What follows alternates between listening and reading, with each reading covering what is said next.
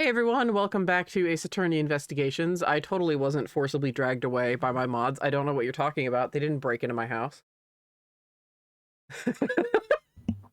Don't Tammy had the knives. Katie, rather. Fuck! I fucked up my own joke. How does it feel? Bad, thanks. It's okay, you get used to it.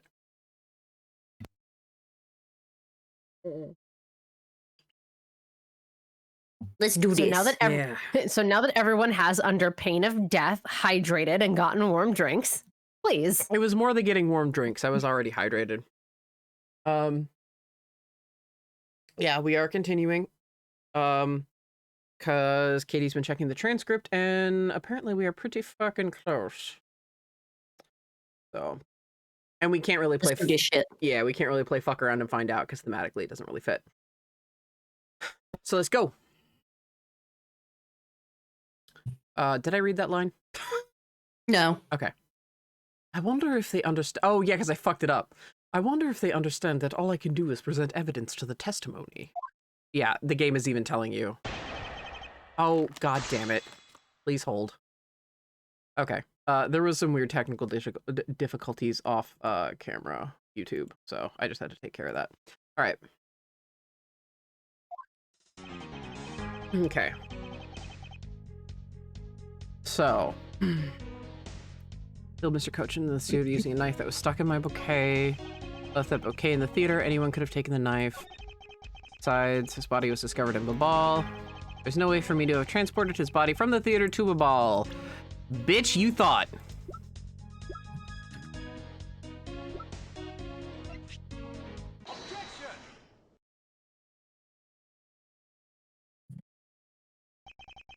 Actually, I do believe there was a way to transport the body out of the theater. Perhaps you should give this a look. What is that supposed to be? It's footage from a security camera that captured the state of the immigration area. Should I congratulate you on getting your hands on it? Just letting you know that we're not the only ones watching your every movement. Thank you for the warning. Now, if you could take a good look at this section here. This lump here inside the pushcart, do you know what's causing it? Should I? Because I don't. In that case, allow me to enlighten you. This is the cause of the unnatural lump of cloth under the pushcart. The dead body.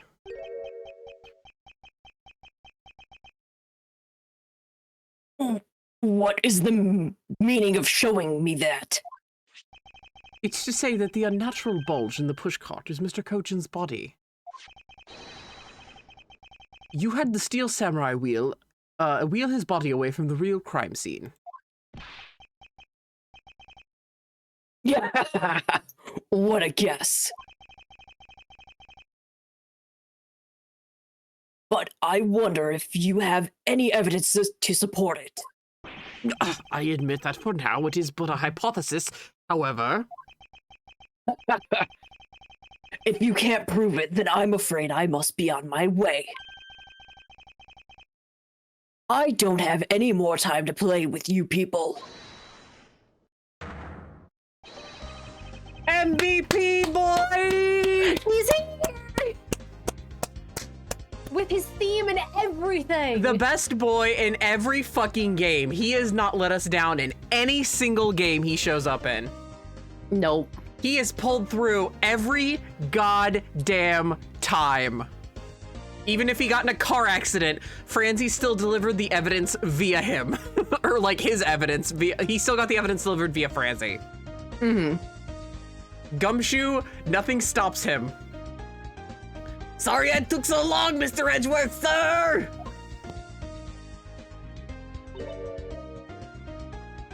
Gummy? Detective Gumshoe, is that the Steel Samurai's pushcart? Yes, sir. I found it in the open-air stage area. So that's where you went. The detective spirit that Pops left me with? I thought I'd follow my gut and go with it, sir. So, Mr. Edgeworth, is this worth anything to the case? Yes, it just might play a major role in solving this case, Detective. But something isn't right. I thought that the entire samurai family was in Alabast. Where exactly in the open-air stage area did you find this pushcart? I just found it lying there at the edge of the stage, sir. Oh? Well, let's leave that for now and examine the inside, Detective. Yes, sir. You? Oh, what's that conspicuous stain? It's blood. This must be Mr. Cochin's blood, which only goes to prove that Mr. Cochin's body was indeed transported by the pushcart. Everybody stretch. We gotta stretch for Deeb. Miri using her Eden's apples. I can feel my spine starting to implode, so I figured it might be a good idea. Yeah, I do a lot of slouching. Okay. I believe you understand what this means, correct? You killed Mr. Cochin at this theater and then placed his body inside the pushcart. And then you forced the Steel Samurai to unwittingly move the body for you. I forced him to move the body into Alabast. What nonsense! Why would I bother to do such a thing? You were scheduled to make a speech in Alabast, meaning that it was difficult for you to make a stop in Babal. However, what if you moved the body to Alabast? Because it was your embassy, you could keep an eye on it and tamper with the evidence. And then you smuggled it out of Alabast. No! If I can show how you moved the body from Alabast to Babal, then I win. But you can't. The security between the two countries is incredibly tight. I'll be the one to judge whether I can or cannot prove it. And so I ask you to provide us with testimony regarding your movements after your return to Alabast. Miles Edgeworth, have you figured it out? Do you know how the body was moved?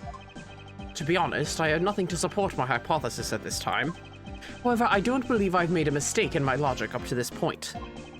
Which means... There is no question that can't be answered, right?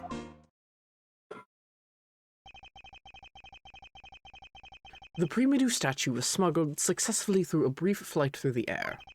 So why shouldn't there be an answer as to how the body was moved? Which means that there must be a logic flaw somewhere I can exploit.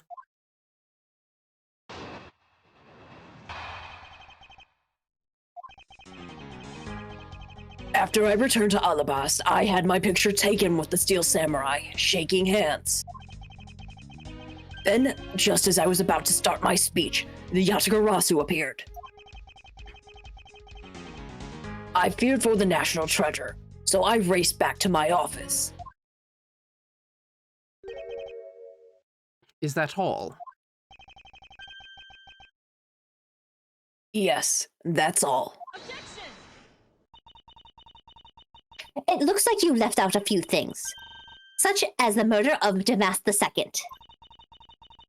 Furthermore, you left out the part about meeting with me in your office. Ah, those are trifling matters. I don't believe I need to speak of those things. Again. I know, he slowed down. The text didn't move fast enough. Just makes him sound a teensy bit senile. I do so hate to waste time.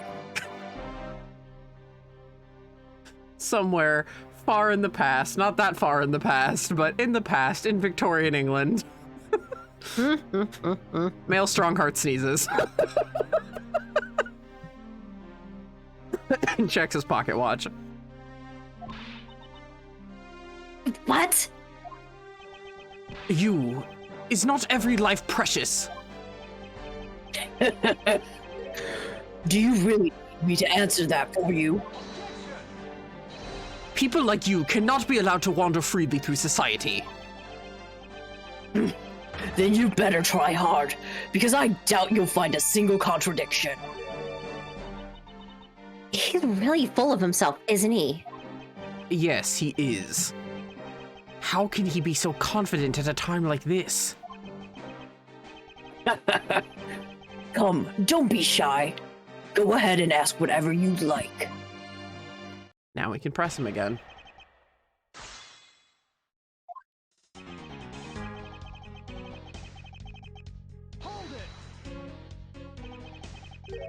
So why was it only with the Steel Samurai? I thought the Pink Princess was also around. The Pink Princess was suffering from a bad hip at the time. And the doctors recommended that she rest. Wow. So you do have a soft side after all. The pain of bad hips. I suppose none of you can really understand how it feels. Oh, so you tend to strain your back as well, huh?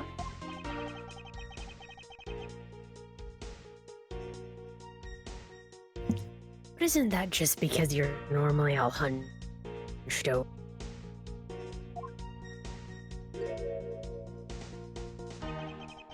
He did need to keep up the act no matter what, I suppose. The point of this is not to discuss my back problems. But Poleno was not even like fucking like phased, which makes me think that Poleno knew he was just fucking acting. That's He's seen it happen before. Yeah. a terrifying thought. Yeah, Poleno knows. Poleno knows he's been acting this whole ass time because he wasn't even phased. Now I'm thinking about Polino keeping his mouth shut because he's afraid. I mean, he could have boy. been. He could have been, honestly. Alba is very imposing. Like, again, Probably. as Then much. the fact that he stood up. What? What? Then the fact that he stood up. Yeah, like, Alba's super imposing. Like, a lot of people are like, oh, fucking Caracas Alba and a stupid diplomatic immunity. And I'm like, he's a really good villain. Like, don't write him off as a crappy villain because he has a really cool gimmick. This is really cool. This is also something that happens. So yeah, I can definitely see Poleno being afraid of Alba. What?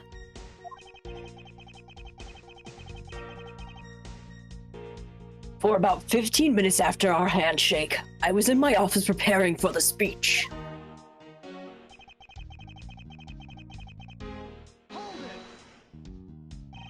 That Yatagarasu was just a trick that you had set up. A most amusing joke. How do you propose that I set it up?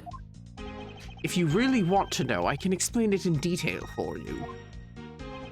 You arranged the spotlights in the Rose Garden so that when you were to take the stage, the audience would see the Yatagarasu's shadow. Oh, that's an interesting tale. Sadly, it has nothing to do with me.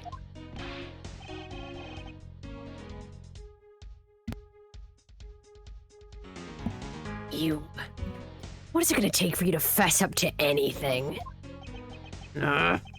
Very well then, let's move on to a different question. After the Yatagarasu appeared, what was the state of the Rose Garden? Everyone took refuge inside the embassy. I even helped with the effort. And then, once everyone was inside, well...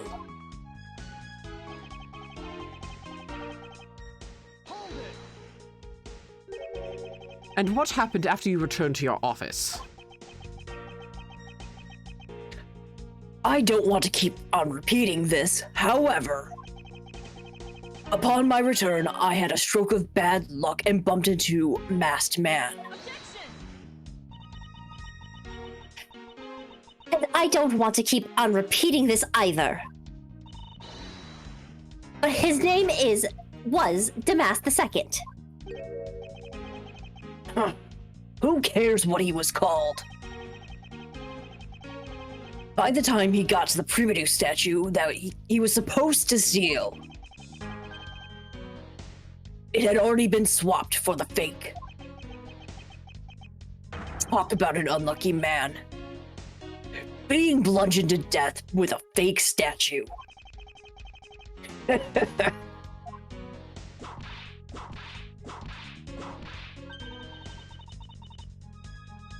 Miss Von Karma is really letting her whip fly now. Ah, yeah. I think the scary part is the silence while she's doing it. She must be at the limit of her patience as well. But physical attacks are meaningless here. would it have been any better to be bludgeoned by the real one? I mean, a Kerkis, a war veteran, yeah, probably. Only evidence will suffice. I can't find a single flaw in his argument. At this rate, I won't be able to prove that he is actually guilty of anything. We finished here.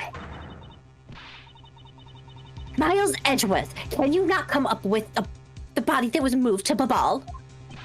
Sir! Mr. Edgeworth! Even after proving so much, is he going to get away with it? No. Is this the end?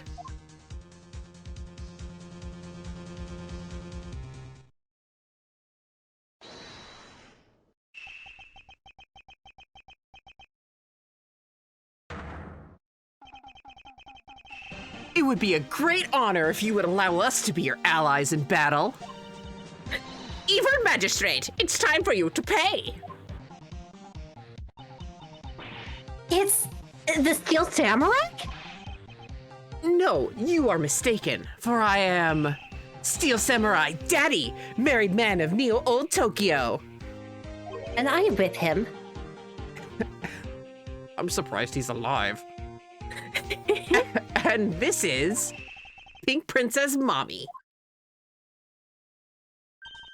Edgy Poo! No! We're doing so good. Were we though? We were doing so good. The two people I wanted to see the least. We can feel her presence approaching. Larry, what are you two doing here? Way to show your gratitude, Edgy! We just wanted to help, yeesh! I'm gonna get the bad guy with a single thrust of my samurai spear. Go away! Miles, you're 12! Miles has gone back to being a 9-year-old right now.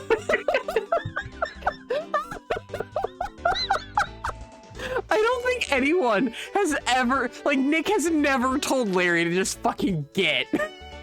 I don't think anyone has ever broken Miles this badly either. No, it's He's only managed to break himself, but this is the first time that he's just whole ass fucking lost it, snapped. it's like my favorite Steam achievement and PlayStation trophy. I hate childhood friends. Yep.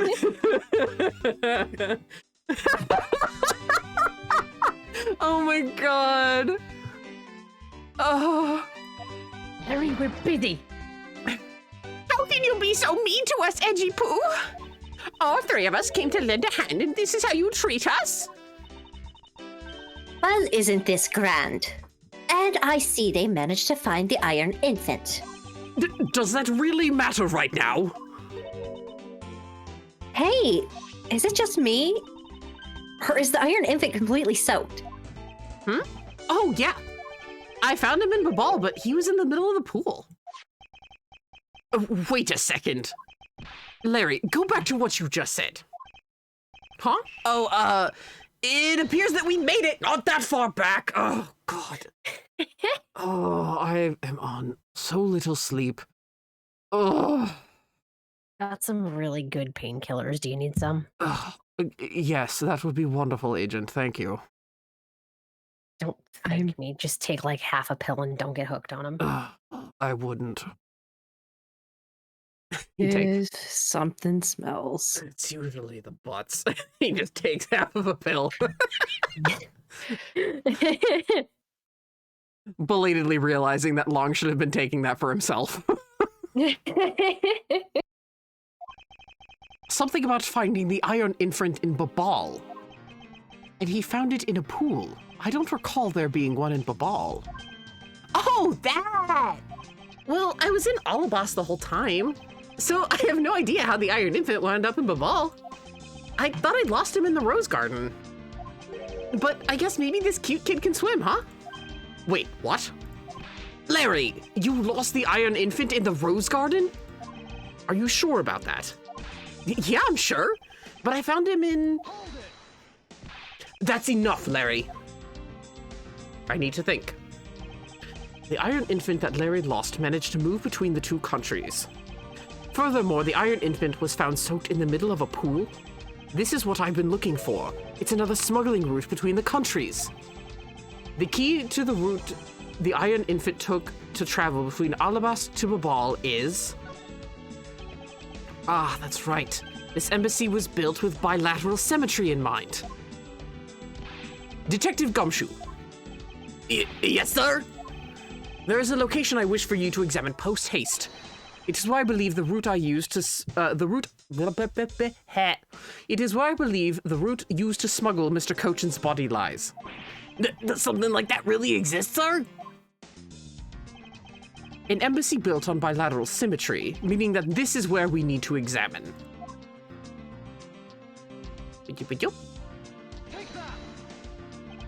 Yes, sir. I'll be back before you know it. It's too late. It doesn't matter now. You do what you do. It's all a waste of time. You will stay here with us and wait. Ugh. This is Edgeworth. Mr. Edgeworth, it's here, sir. There's a reservoir, just like in the rose garden. Just as I suspected. What is it? The two sides of this embassy are mirror images of each other, which means that there is also a pool at the corresponding location on the Babalese side. Mr. Cochin's body was moved into Babal through the pool in Alabast. Avoiding the topic with a vague answer like that is unbecoming of a prosecutor. If you don't mind, I'd like to see more physical proof, if you have any. The iron infant is positively soaked in water. Why do you think that is? It's because he was fished out of a pool, and not just any pool. It was the Babalese one. I think it's pretty obvious at this point what must be true. The water reservoirs in the two courtyards are connected. And where is your proof that the two sides are connected? The proof is right there before your eyes. The half-drowned iron infant. What? This blasted doll? Mr. Edgeworth, I'm back. Hey. Don't tell me. You guys figured everything out without me? We did, thanks to this hero of justice's son. Even if he is just a doll, he managed to help foil the villain. Hey, Mr. Prosecutor. Well, look, I don't want to say this, but it's kind of unlikely that the body just happened to have passed on through to Babal. This guy's a doll and he's small, so I can believe it made it, but... He has a point.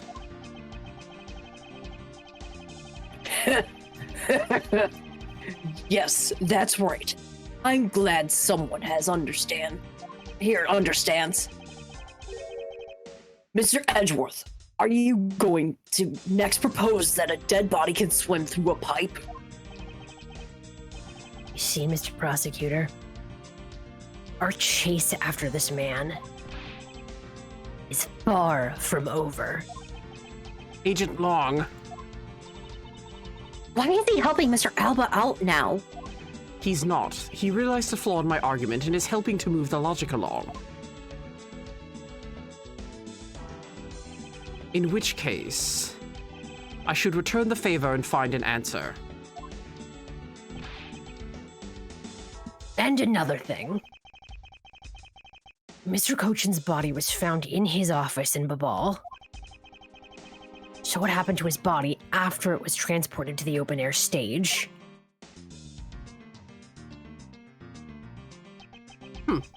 Mr. Alba had an accomplice in Babal, remember? You mean Shirna, right? With her there, you can see how it was possible to move the body up to the office. Are you seriously claiming that she swam through the connected pipe with the body? He's right. Miss Cherna would drown if she did that. It's hard to imagine that she swam through the connecting pipe. It looks like your hypothesis about how the body was moved is still only half-baked. In the end, it's all just befuddling musing of an accusatory man. Now then, I believe you should give up and allow me passage. Because from the start, there was no feasible method of transporting the body. What? Mr. Prosecutor, recall Shirna's movements. What was happening in the embassy around the time Miss Shirna was in Babal? Oh, if only I was there to get rid of the water in the pool. Or it, bleh. I messed up the line, but whatever. It's okay. Get rid of the water. Aha! That's it. Now, I believe this time we really are done, right? Unfortunately for you, it's far from over, Mr. Alba. You are most persistent, man. Are you saying that you've thought of a way to move the body through the water? Move the body through the water. That is completely unrelated to how it was done. Excuse me?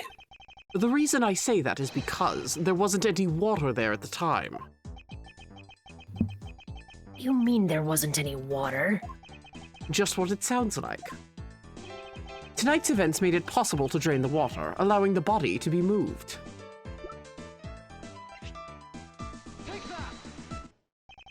Tonight, the Yatagarasu set fire to a variety of locations in the Babalese embassy. In order to put the fires out, much of the reservoir's water was used. Of course, when the water was used, the reservoir's water level went down.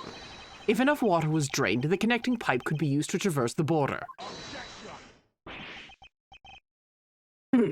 So what? The water level went down. The reservoirs were connected.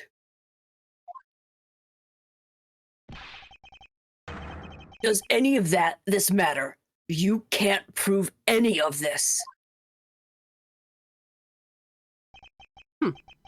Pretending to be ignorant won't work with me. We both know what kind of situation we're in right now. Even in a game, there comes a critical game-changing moment. A moment in which you hit a wall that you must overcome in order to beat the game. Miles? Honey? Getting a little meta. Stop breaking the fourth wall. Stop it. He's been playing too much Mega Man with Phoenix.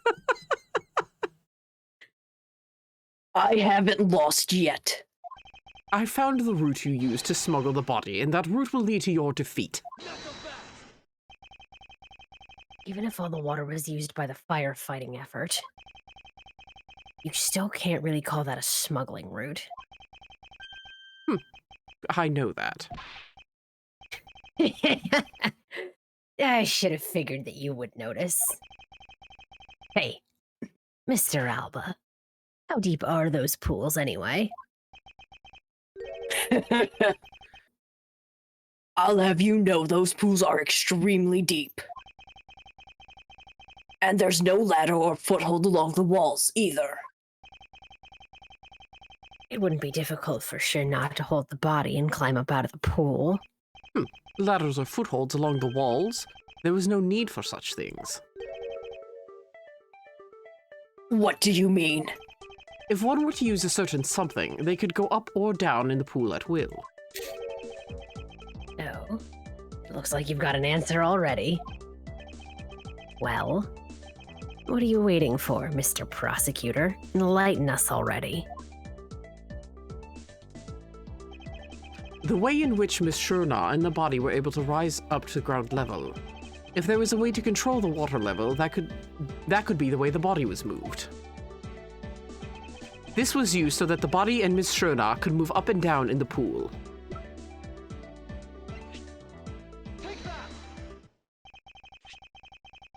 Mr. Alba used the fountain spouts, in a manner of speaking. He used the fountain spouts? How so? The water level in the pools can be controlled by opening and closing the spouts. Miss shi-long and the body were lifted upward by their buoyancy in water. The fire on the Bubbly's side and the firefighting effort. These were set in motion all for the sake of smuggling Mr. Cochin's body. Shall I show you where the final destination of my train of logic leads? First, Mr. Alba closed the fountain spouts in advance in preparation of things to come. Then he took the pushcart that was brought to the rose garden and pushed it, along with the Iron Infant and Mr. Cochin's body, into the pool. At this time, Miss shi-long was busy conveniently starting the first fire in Babal. She then made for the open-air stage's pool to wait for the firefighting effort to begin. When the firefighters used the water in that pool, the water level went down. And by the time the fire was put out, the pipe between the two pools was exposed. This is when she pushed the pushcart from Alabast into Babal. Once that was accomplished, Mr. Alba simply opened the fountain spouts once more,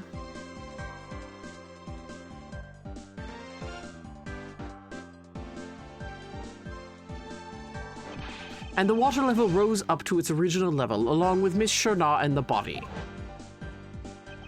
After that, Miss shi-long used the pushcart to carry the body up to the Secretariat's office. There is an elevator in the embassy after all, so you see, even with her small frame, she could have easily transported Mr. Cochin's body.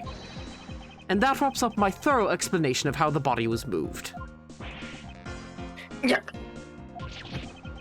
No! Well, ex-Ambassador Alba, what do you think? Not so untouchable without your precious extraterritorial rights to protect you, are you? I knew you could do it, Mr. Edgeworth. Way to fight back. You accused me of moving the body across country lines. But when you get down to the nitty-gritty, you don't have what it takes to indict and... Oh, I thought you already finished the line. I'm sorry. The nitty-gritty? What does this old man want now? Proof, I believe, is what he seeks. Yes, proof. Without any, who is to say whether or not any of what you said really happened? He wants proof? What are we gonna do, Mr. Edgeworth? There is no need to worry. I've had all the proof we need all along. The body wasn't the only thing to go through the pool's connecting pipe tonight. Just as Detective Gumshoe found the pushcart in the open-air stage area, so too did I find one other item there. And that piece of evidence is what will prove the pools were the smuggling route. This was another thing that was smuggled over to Babal's open-air stage area. Remember this tiny little thing?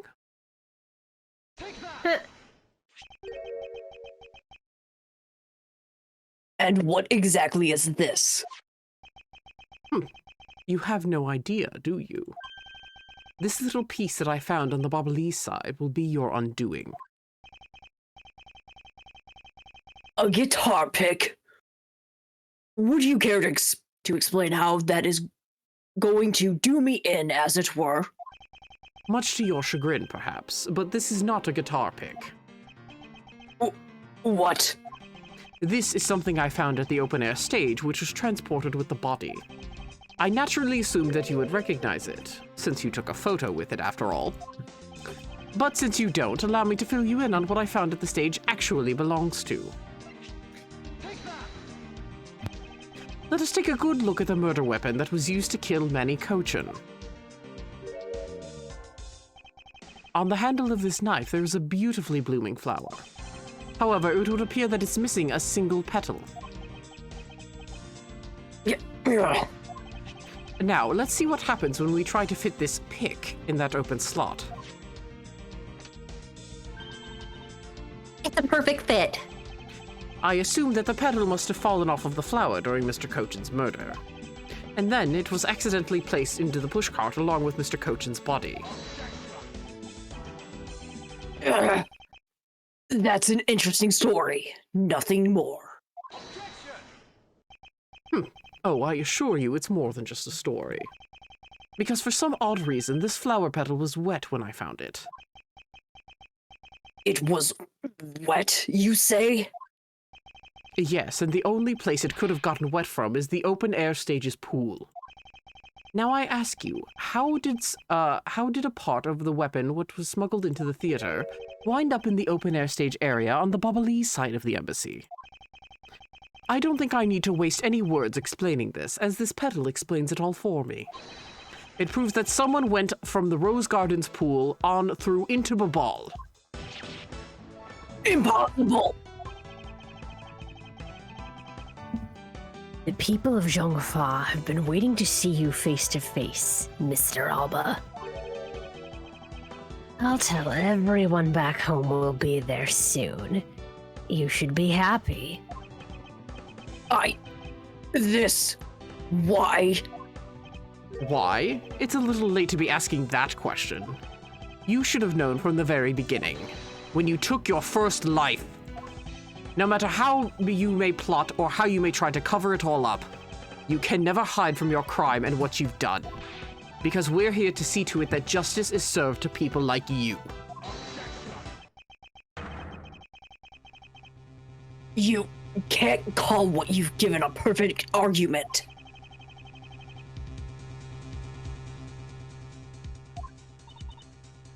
You know, I don't think this guy is going to ever admit to his wrongdoings, Mr. Edgeworth.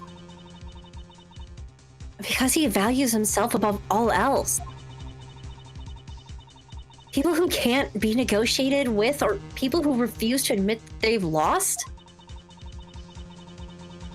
I don't believe those kinds of people really exist, because everyone breaks eventually. You're right. In that case, I have no choice but to use all the evidence I have. I'll use it all until he breaks under the weight of his crimes. Mr. Alba, I request that you testify once more. This really will be the end of the line. Oh yeah, we're finishing this bitch. Fuck yes. Let's go!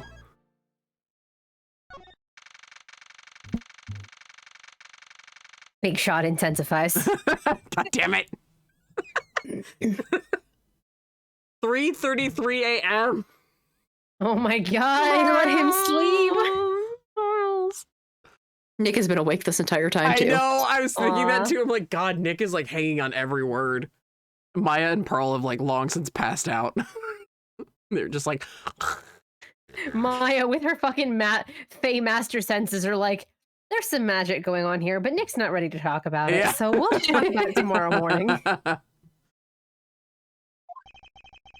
Mr. Alba, I request that you testify once more. As if there's anything else for me to testify about. I still have yet to fully prove that it was Mr. Alba who murdered Mr. Cochin. Well, I would like to hear about your movements before the murder occurred. I wonder if you could tell us about what you did here at the Theatrum Neutralis. Very well. I suppose I could tell you about that. Because about all I did was watch the Steel Samurai stage show. Elaborating on even that alone is good enough for me.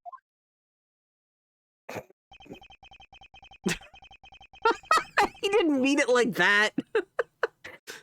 He saw the show. Well, yeah, yes, no, I'm just giggling about the fact that, like, Alba is like, all I did was watch the show. You can't possibly get anything from that. Miles Edgeworth, Steel Samurai Mega Nerd #1. Bitch, try me.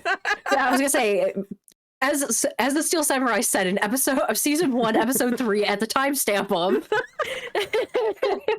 The only other Fucking fight me. The only other person that could possibly match Miles is Cody Atkins. And that's it. Yup. And Maya. Even Maya taps out a little bit. Yeah, Maya's like, all right. She like gives it a shot, and then like at hour 5, she's like, I give up. The only way for me to place this man under arrest is to pinpoint the exact location of where the murder took place, for that is the key to this investigation. Okay, I think we can press him now. Yeah, I it's watched really from the good last later doing row. that. Sorry. The stage was well lit, but it was dark out in the audience. I swear I was there in the audience, but it was hard to prove that, I suppose. I do remember the contents of the show very well, though. Is that proof enough for you? Those moving scenes were searing into an old man's heart. I'll never forget them. So you were in the theater proper, watching the Steel Samurai stage show, were you? Of course I was. I have a great fondness for the Steel Samurai. Yeah, I was pretty cool up there, wasn't I? You're not the one who was cool. It's the Steel Samurai who's cool. yeah, and the Steel Samurai's special finishing move today was really something, huh? I just realized it was Nick who snickered. Wasn't it? Wasn't it Nick? No. Oh, it wasn't? No, it was me. Oh! It sounded like Katie snickering as Nick. It was just perfect timing. Oh boy, we're in for it now. What? Shut up. This is actually coming in handy. Don't want to hear anything from you when this solves a case. Yeah. Hey, Edgy! Who is she? Who's this super cute girl? She's been standing here this whole time and only now he notices her? Her name is Kay Faraday, and she's helping me in my investigation. Sorry I didn't introduce myself earlier, but better late than never. Yeah, it's okay. I'm Larry Butts! Silence from the peanut gallery. There's no time for such trivialities at a time like this. Don't piss off a girlfriend.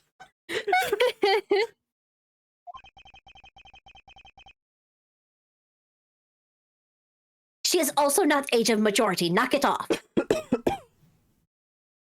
Well, when the pervert in the background is done doing whatever he's doing.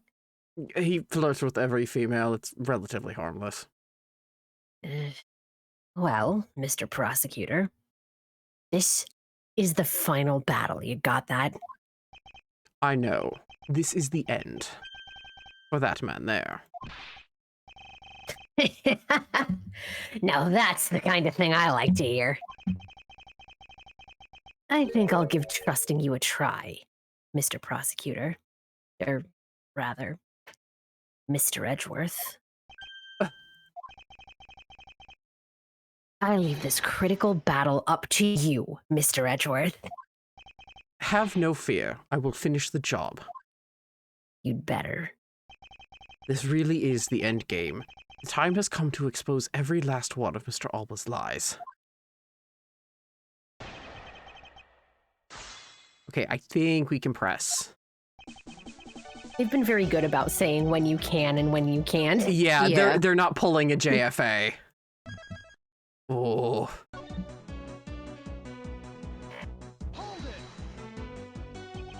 The last row. I should think that an ambassador would have had special seating reserved. I wanted my staff to enjoy the Steel Samurai show as well. So I gave up all of the good seats for them. It was enough for me to simply see him.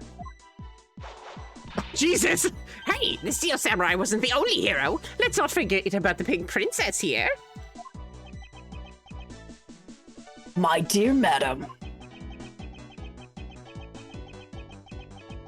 if you continue to thrust about like that, your hip may begin to hurt again. Oh my, well, aren't you the considerate person when you want to be? But this young butterfly is on the side of Edgy Poo, so you can split me the flirtatious commands!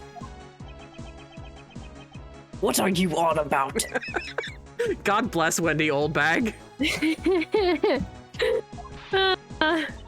Wow, he's completely frozen. In frustration, perhaps, I dare say she can be one rather trying opponent. In any case, why is she up at 3 in the morning? Mr. Alba, can you actually prove to us that you were watching the show? Specifically to support her edgy poo. Yeah, actually, yeah. That's She probably took a nap while Larry was still searching. Yeah, probably. Larry tried to sneak out and she woke up out of a dead sleep like, where are you going? Yeah. On my edgy poo. No, he's like walking out and she just comes charging. She like fucking bursts through the door in full costume. She's like, Edgy Poo needs me! He's like, oh Jesus! Whole ass fucking necromorph dropping from the fence. Yeah. Holy shit. Yeah, pretty much.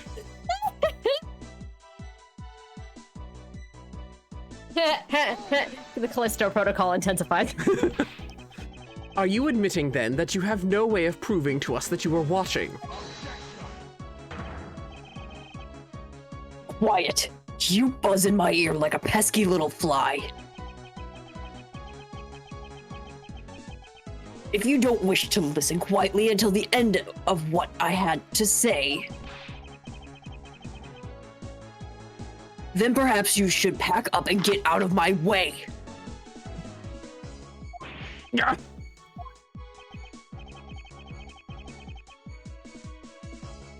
I see that you're willing to be a bit more receptive now. While it's true that it may be difficult to prove that I was out in the audience,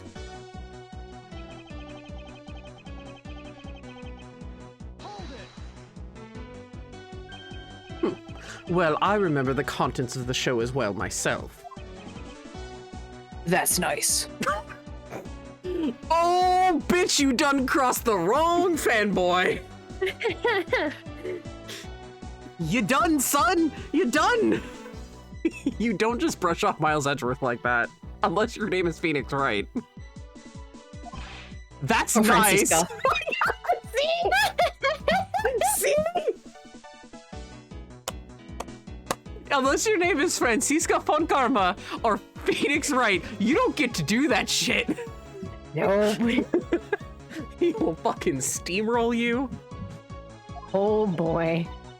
Miles Edgeworth, don't allow yourself to be riled up by him at this most important juncture.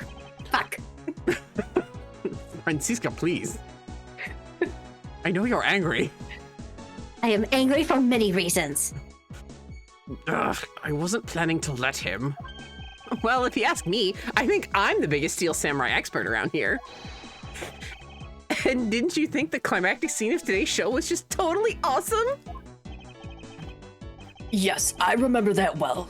That spectacular special move. The way you delivered the final blow against the evil magistrate, early summer rain jab. Oh, the scene will live on in my heart forever. Is that how it went?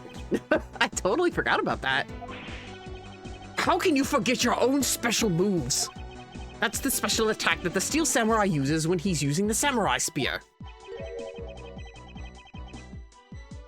Yes, and today was the first time he showed it off, was it not? If I hadn't watched the show, then how could I answer answer you with the name of the move. I suppose you are correct, but if you could, please elaborate on this point for me. One of the scenes was, Oh, I'm sorry. That was a new fucking statement. fuck you then.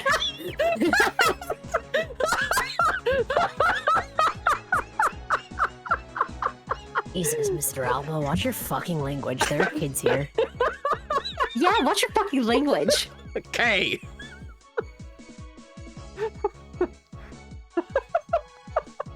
Yes, I would ask that you all please watch your fucking language. I knew that was coming as soon as you started with Polano. Listen, all you whippersnappers, all of you, shut the fuck up! My edgy poo is talking. I rule this house. I rule these countries. When the old bag is the new ruler of Canopia. Would you be quiet? No!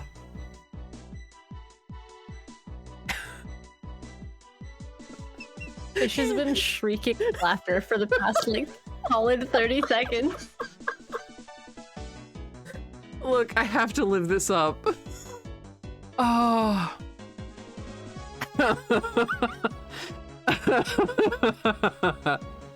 Oh. Early summer rain jab was a move that was to be unveiled today.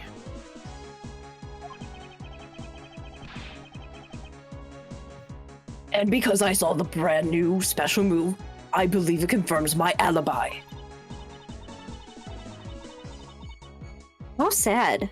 The only way he's got to protect himself is that he watched the Steel Samurai?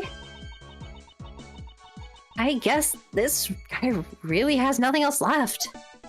Yes, and to avoid arrest, you can bet he'll say or do anything. But with all of us here, there will be no escape for him. Yeah, we'll find a way to bring him to justice. Now then, let us continue with your testimony, Mr. Alba. Very well. The Steel Samurai special move and various other scenes.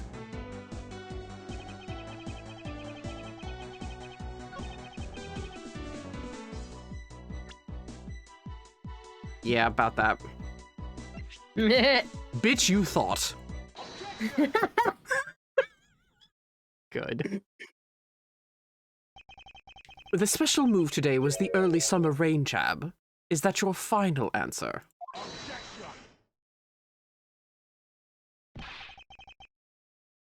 You little irritating gnat. Do you think you can trip me up by asking the same question over and over? That was not my intention. Your testimony is more than sufficient. However, I believe it would be wise for you to take a look at this. The samurai spear. What about it? This spear actually never made it on stage today.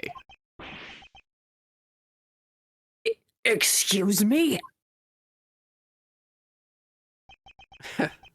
Unfortunately for you, tonight's Steel Samurai happened to be a goof of a young man with an abundance of useless hot-bloodedness. Huh? Having said that, said useless man bent the spear during his rehearsal this evening. Kay, do you remember what the Steel Samurai special move was tonight? It was the Steel Samurai Sushi Slash. Correct. Because he couldn't use the spear, a last-minute change was made. Had you really been watching the show, you would have known the move was used. Carcass Alba, you didn't watch even a single minute of the Steel Samurai stage show tonight, did you?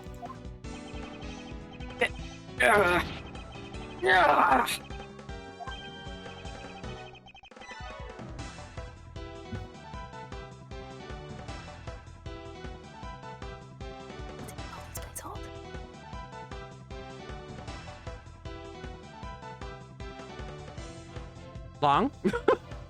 Technical difficulties, she said. Oh, okay. I couldn't hear.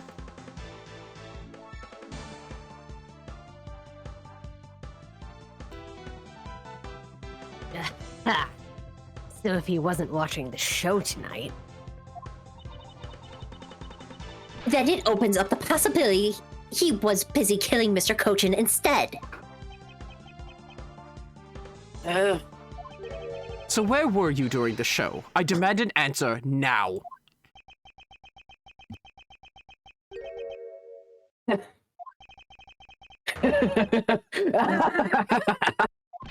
Just what is so funny? You're so sloppy. And so are your conclusions. I still insist that I was watching the show, or most of it in any case. What do you mean by most of it? You see, during the show I left my seat for a spell to visit the bathroom.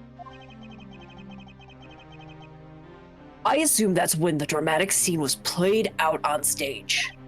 That's the lousiest, lamest excuse I've ever heard in my life, pal.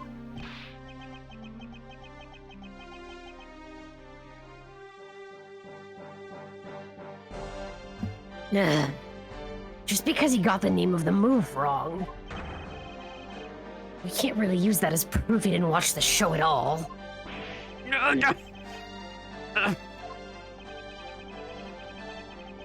As a fan of the Steel Samurai, I had wanted to watch the entire show. Honest. As a Steel Samurai fan, for someone who wasn't even in his seat for the climax of the show, you have no right to call yourself a Steel Samurai fan, ever! Hashtag gatekeep. You know what? He deserves to be gatekept. Who was that just now? It would be I, young lady! Larry, what are you doing interrupting me like that? Edgy! Just hold on for a second, I beg. You may never accept this old man as a Steel Samurai fan, but I totally think he's a Steel Sim maniac. What exactly is a Steel Sim maniac, pal? I believe he meant to say Steel Samurai Maniac. Yeah, and trust me, I know a real fan when I see one, because I'm the Steel Samurai. I will never acknowledge you as the true Steel Samurai. I've been waiting for that line all fucking case.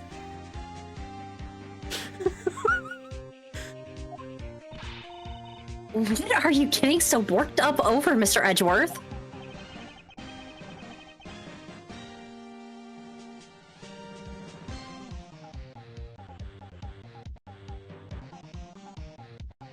It appears that the real Steel Samurai recognizes me as a fan.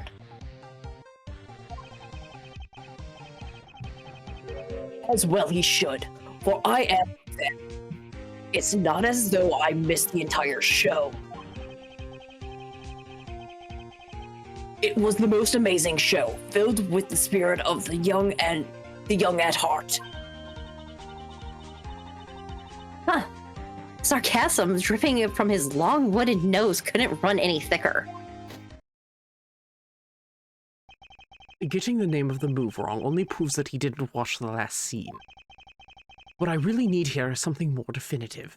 Something that links Mr. Alba directly to the murder of Mr. Manny Cochin.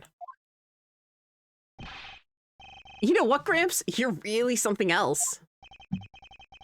I'm honored to receive such praise from the Steel Samurai. But what is it for? Well, I was just wondering how you found out about the early summer rain jab. That move was a bit of a secret that only a small portion of the staff know about. Wait, it was a secret? Larry, wait, what did you just say? Huh? Did I say something stupid again? Did you say that the early summer rain jab was actually a secret? Well, maybe I shouldn't have said secret.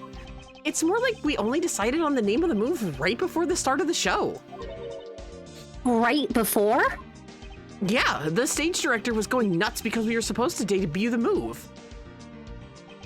About 5 minutes before the show, we threw it up on the dressing room's whiteboard. Early summer rain jab. That's kind of how we decided to name the name of the move.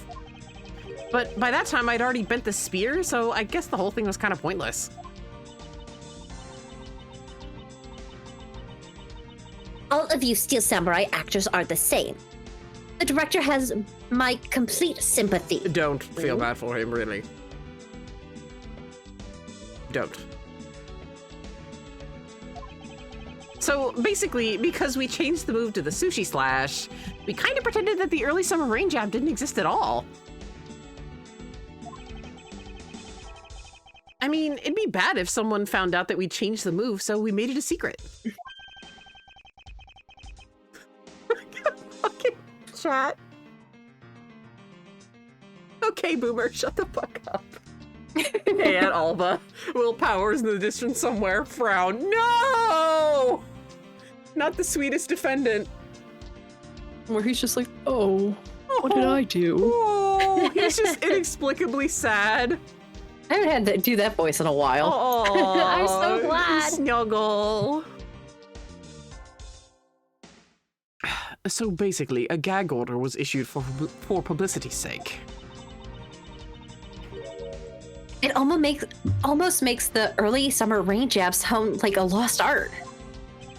Yeah, which is why I think most of the staff haven't even heard of the move.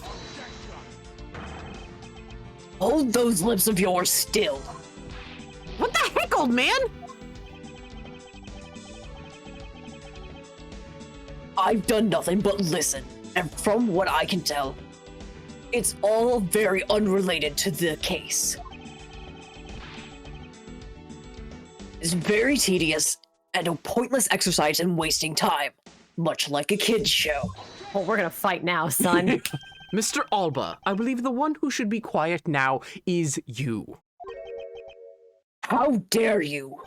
I suspect that you've already noticed exactly what the very severe implications are in this man's testimony. Ha, so now you're trying to bully me, huh? There's no implications to be read into the behind-the-scenes story of a kid's show. Don't even think about trying to slither your way out of this, Carcass Alba. You were the one who said it yourself that the name of the move was Early Summer Rain Jab. But that name was only decided upon right before the show was about to start.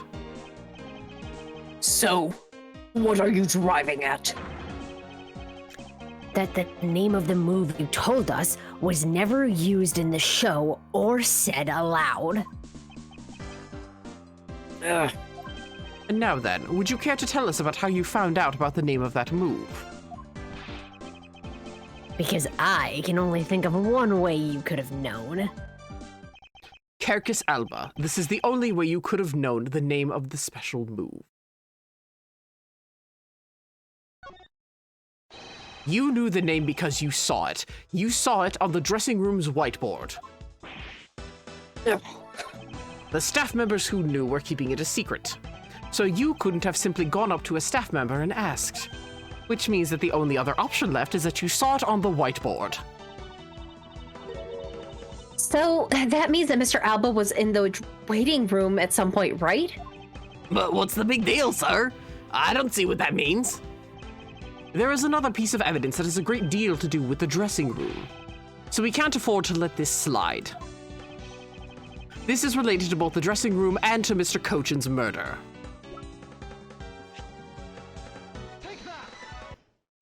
The pushcart that was used to move the body was right there in the dressing room. During the show, the pushcart awaited its turn to be pushed on stage in the dressing room. And it was finally pushed there, along with the Iron Infant in the last scene of the show.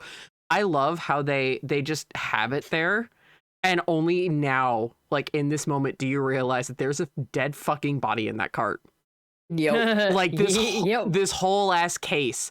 You've just gone on, like, oh yeah, fucking Iron Infant, whatever, and then like they let the horror dawn on you as they're like, oh my god, they've been showing you the dead body the whole fucking time. Yep. It's pretty fucked up. Also pretty fucking excellent.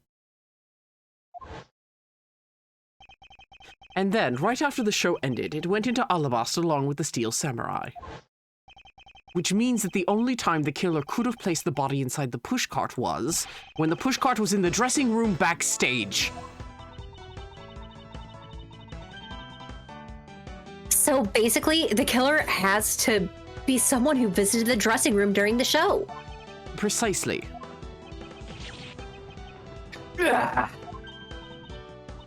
Oh, but wait. What if, and this is just a what if, but what if the murder didn't take place in the dressing room? What do you mean, Kay? I have to admit she brings up a valid possibility. During the show, the dressing room was supposed to be devoid of people. And anyone going into the private dressing room would stand out like a sore thumb. But despite that, the killer still managed to move the body with the pushcart. Correct, and it is because of the setup of the theater's dressing room that it would be the ideal location for the murder of Manny Cochin. Kerkus Alba, during the show you went down to the dressing room, and I want to know why. Yes. Yes, I was there. I went into the dressing room. I knew it! I'm placing you under arrest right now, pal. You got that? Arrest! Not so fast. What is it now? Isn't that the werewolf man's line?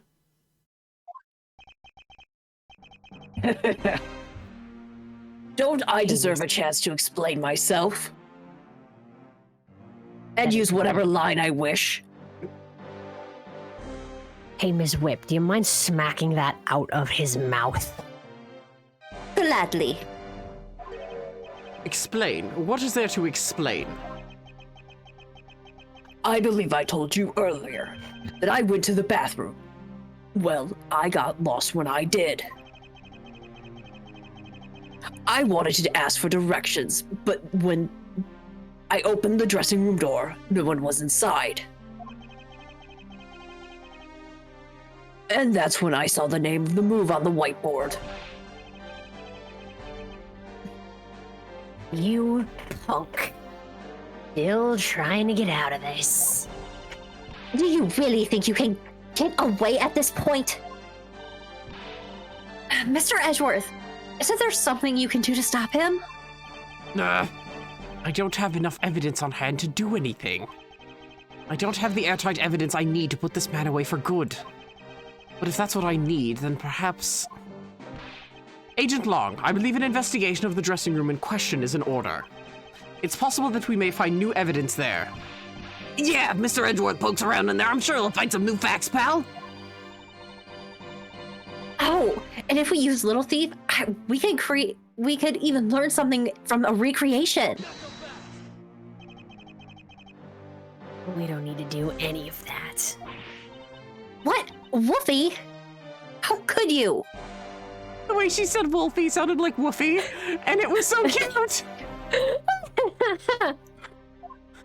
It could be either one, and it's so adorable. Look, I'm not saying this to be mean.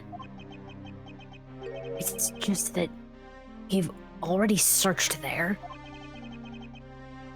My men really are something else. And they found nothing?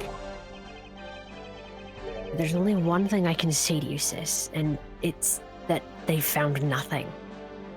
That's it. I guess you're right. If they had found something, they would have reported it to us.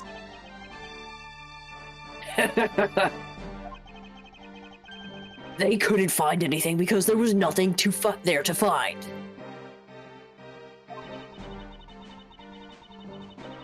If there's no info to feed into Little Thief, then I can't do much to help either. Is this the end?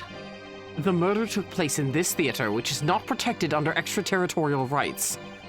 And the fact that it was Mr. Alba himself who committed the murder. If I can't prove both statements to be true, Mr. Alba walks away a free man. Is there no other course of action left to us?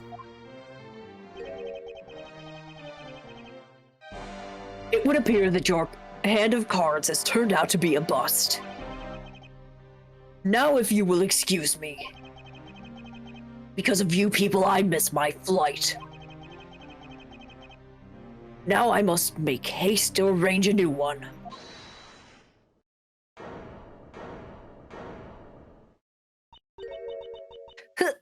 Who is it this time? Place your bets.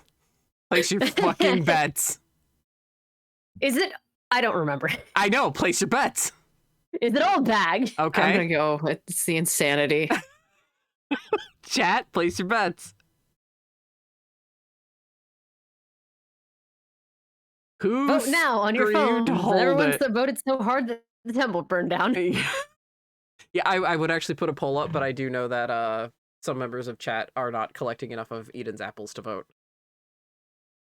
Do you have to pay apples to vote, or just to Yes. suggest? Yeah, Ah. you have to pay the apples to vote. Gotcha. It's like that on every channel. Okay. Oh, I only have like 25,000 of them. I can use my votes for some people. I think we know what Kazi's voting. Really? Yeah! Hold it right there, you whippersnappers! I'm here to save the day. Me win the orb bag for once! This lady again. I know. I am so sorry. Oh, God, where have you been? Really invested. Ugh. There's nothing I could interject with. Just, your voice is a bit of sanity restoration in and of itself. Really? We still need to cover that babe thing. Not right now. I'm dealing with this psychotic harpy. Good luck.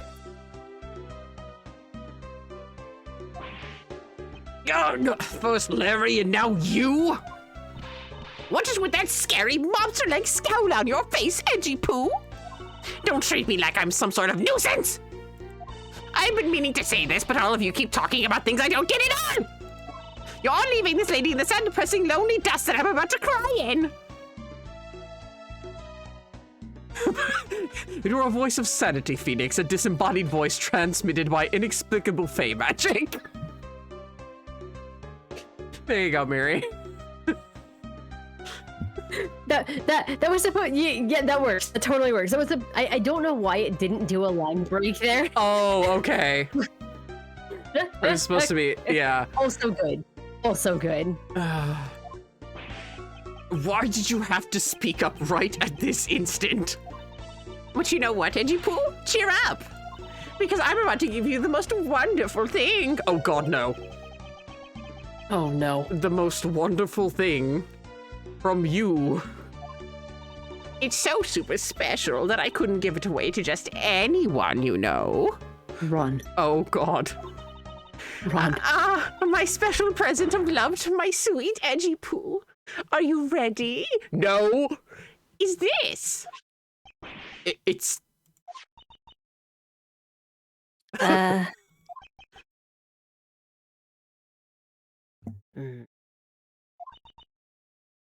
Mein Gott.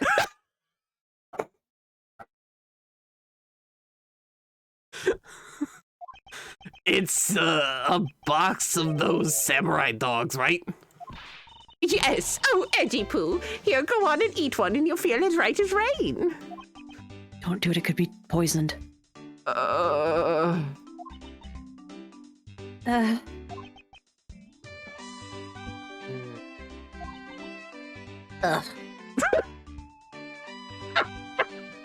Fucking Francie.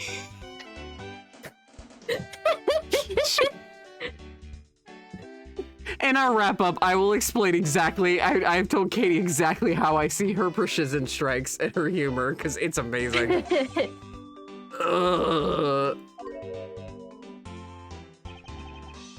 Are we through here? I mean, almost voicing what we're all thinking. It's really Yep. it's bad when the big bad of the game is like, are we fucking done? Can I go home now? Why did everyone get so quiet all of a sudden? Edgy Poo. Tell me you understand the depths of this lady's love for you. I'm not one to hand out snacks willy-nilly, you know. No, sir. The thought occurred to me that maybe it would be good if I fed you and made sure you were nice and full. One day it's my dream to serve you some of my own homemade food. I mean, isn't it the desire of everyone to make sure that their beloved never goes hungry? What's that I wanted to experience? A long time ago, I used to say the blah, blah, blah, ingredient. Mr. Edgeworth, can you do anything about her? There is no power on earth that can force that woman into silence. But I'm so sick and tired of it. All you people do is look down on me. Even this box of samurai dogs played me for a fool. It had a special design on its fan like the Japanese flag, so I thought it was special. But when I ate one, it tasted just like the rest. Oh, it just made me so mad. Wait, a special box with a Hinomaru-like fan on it? I've never heard of such a piece of merchandise existing before. Shut up, right? However, there it is. The red rising sun on this fan is filled in. Is it possible? Could it be? After the show, the samurai dogs were piled up on the dressing room floor. However, there is no such thing as a rising sun dog. This contradiction of facts between something that should not exist and yet does. The rays from this rising sun may just be what we needed to point us in the right direction. A present? The studio bigwigs basically told us to play delivery boys. We were supposed to hand the dogs off to the embassy people and tell them hi. I had to pile them all into the pushcart just to move them all. I believe you understand what this means, correct? You killed Mr. Cochin at this theater and then placed his body inside the pushcart. And then, you forced the Steel Samurai to unwittingly move the body for you. It's time to piece the final pieces of this logic puzzle together. No matter how fragile or small the connections may be. Once we've found them all, the way to the truth will be revealed. Okay. Samurai dogs with the body in the pushcart.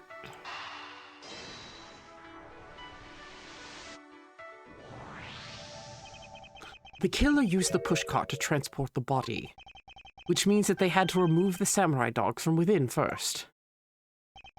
Therefore, the samurai dogs that were piled up on the dressing room floor were most likely taken out of the pushcart by the killer.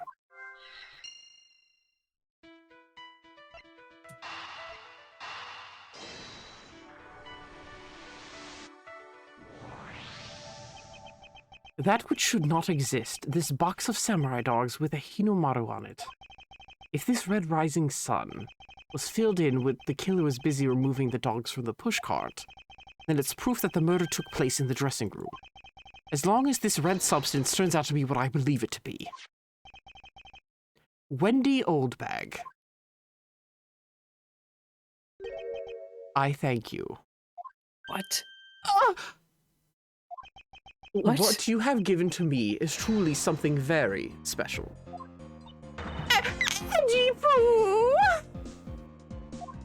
Mr. Edgeworth? Are you sure you're feeling okay, sir? Mr. Alba, as I suspected, you killed Mr. Cochin in the dressing room. How many times must I listen to you repeat yourself? Just listen, right? You'll understand. Haven't you figured it out yet? Your words are meaningless, worthless, and powerless. The only way I'm going to continue to cooperate is with some definitive evidence. That arrogance, that self-confidence. You believe that you've erased every piece of evidence that could incriminate you. However, there remains one piece here, and it is what will put you away for good. You're bluffing. Hey, Mr. Prosecutor. Sounds like you finally found me. You finally found the fangs we need to go after this guy's jugular. So tell us, what about that box of samurai dogs is gonna put the old man away? The trace evidence that will bring him down? Why, it's here, of course.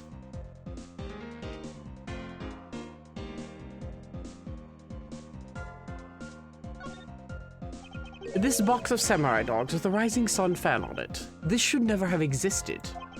So I want you all to take a good look at this red spot. It's a single drop of blood. Huh? What?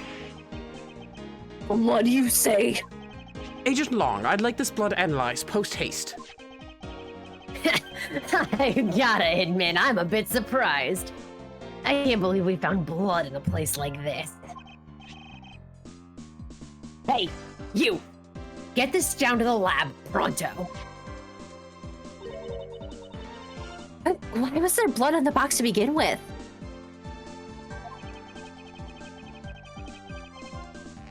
If we think about the flow of the crime, I think the reason will become obvious. Larry, you said that you transported the samurai dogs with a pushcart, correct? Oh, yeah, you have a great memory, Edgy. That pushcart was a bit too big for my son, you know what I mean? So to make sure everyone could see him, I had to pile some stuff in.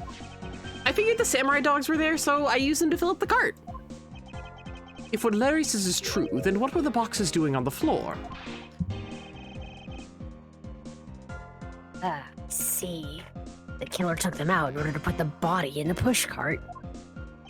Exactly. And that is when I believe that the victim's blood found its way onto that box.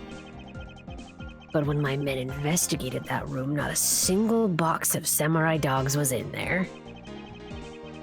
Because embassy staff members had already confiscated them. Yes, no doubt to hide the evidence of the murder. It's a good thing Miss Oldbag managed to steal that one box before they got to them, huh? Looks like Miss Oldbag's managed to put this great thief to shame. What a scandalous way of putting that! I didn't steal, I received it from myself. Kerkus Alba, I'd say this was one very fatal oversight on your part.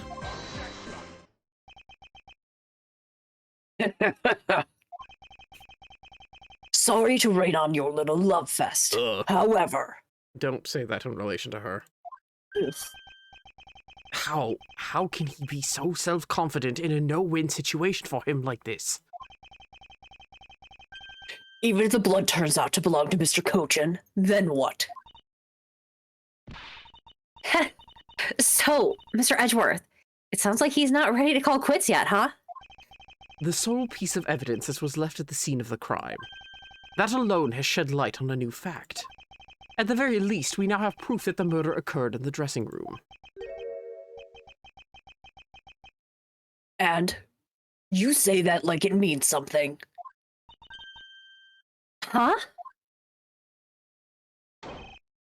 Excuse me, sirs! Oh, it's not one of the Shifus. Men. Report. What were the results of the analysis? Sir! Sir! Oh, sorry. Go ahead. I was gonna say, I thought I was the forensics dudes. You are. I just figured I'd go with it, but go. Damn. Be the forensics man. Yes. Sir, the analysis came back and confirmed that the red substance is blood. I knew it. With this, Carcass Alba. Mr. Edgeworth, I wonder if you might humor my question. Your question. The one from before, or have you forgotten? Even if that is Mr. Cochin's blood, what difference does it make? Like we already told you, it proves that the crime scene was that dressing room. But it doesn't prove that I'm your killer, does it? He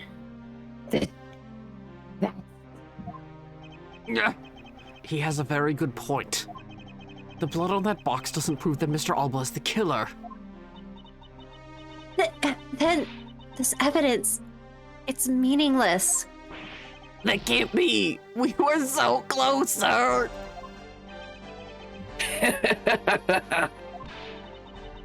I want to smack that smug look off his face. Come on, there's got to be something we can do. We finally found a solid piece of evidence. There must be something I can expose with it.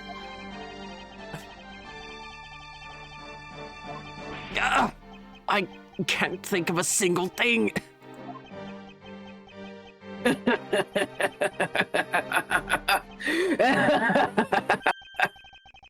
Now, if you'll excuse me, I'll be on my way.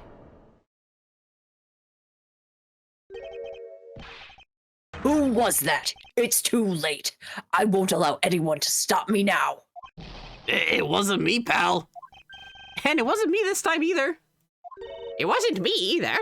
I'm too busy swooning over my edgy poo. It was me. Why did you?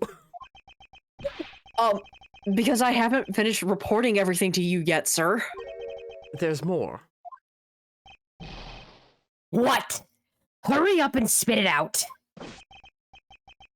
Yes, sir. That blood I mentioned. It's not the same blood type as the victim's blood. No. What? What? What do you mean it's not the same type? You mean it's not the victim's blood? If it isn't his, then who the hell is it? Oh my god, they actually let him swear. Finally, I didn't have to fill it in myself. Yeah. I don't know, sir. All I know is it's not the same blood type as the victim, sir. Oh, what should we do now, Mr. Edgeworth? I have no idea what's what anymore. That could be the tagline for the whole fucking case. Yeah. Neither do I. My, what an amusing turn of events. Hey. Hey, wasn't he hurt? He was. That blood drop proves something to be true, all right. Namely, my word. And which one of your words would that be?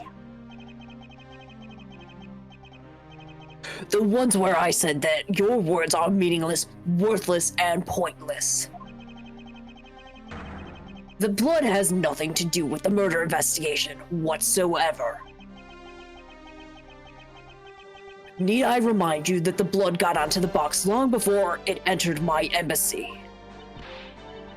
What sort of nonsense? Yeah, it's blood, pal. There's no way it's not related to the murder. So you would like to believe.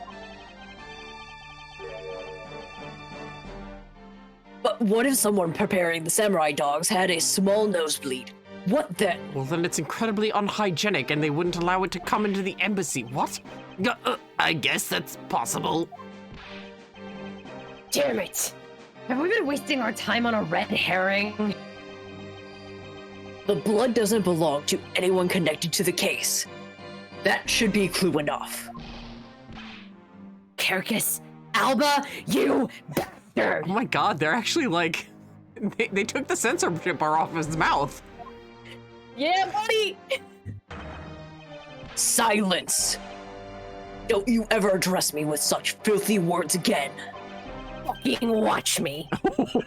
I've wasted enough time here with you. And you and your answers. Now, let me through. Alba! It doesn't matter where you run off to, you'll never escape me. Someday, I'll have the satisfaction of sinking my fangs into you. You'll see. And all of Interpol will be behind me, working to see to it that that day comes.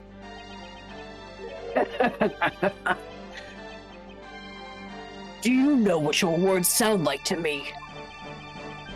They sound like the whines of a pathetic loser of a mutt.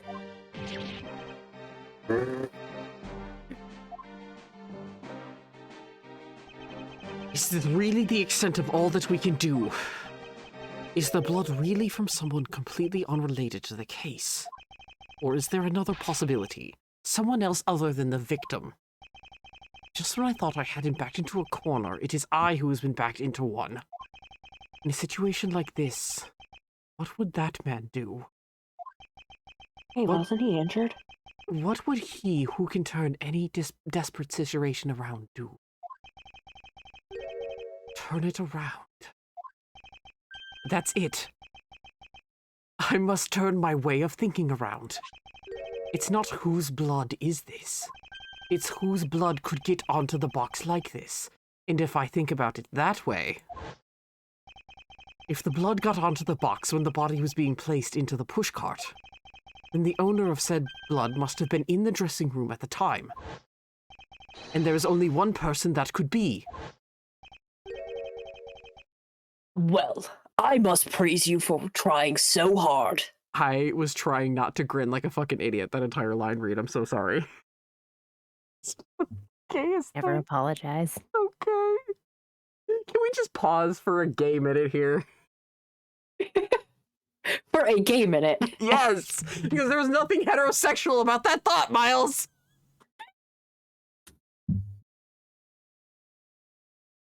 Jesus Christ. Rub those two struggling, exhausted, undercaffeinated brain cells together, Miles. There you go, you gay-ass motherfucker. Oh, shit. Phoenix's silhouette in the stars. Remember who you are. Remember.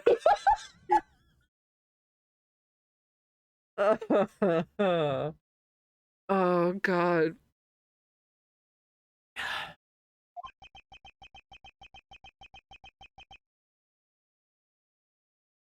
It's all because of you kids that I was moved from the center stage. And will be forced to live out the rest of my life in the shadows, unfortunately. But it's not a total loss, as the underworld will allow me more freedom than you'll ever know.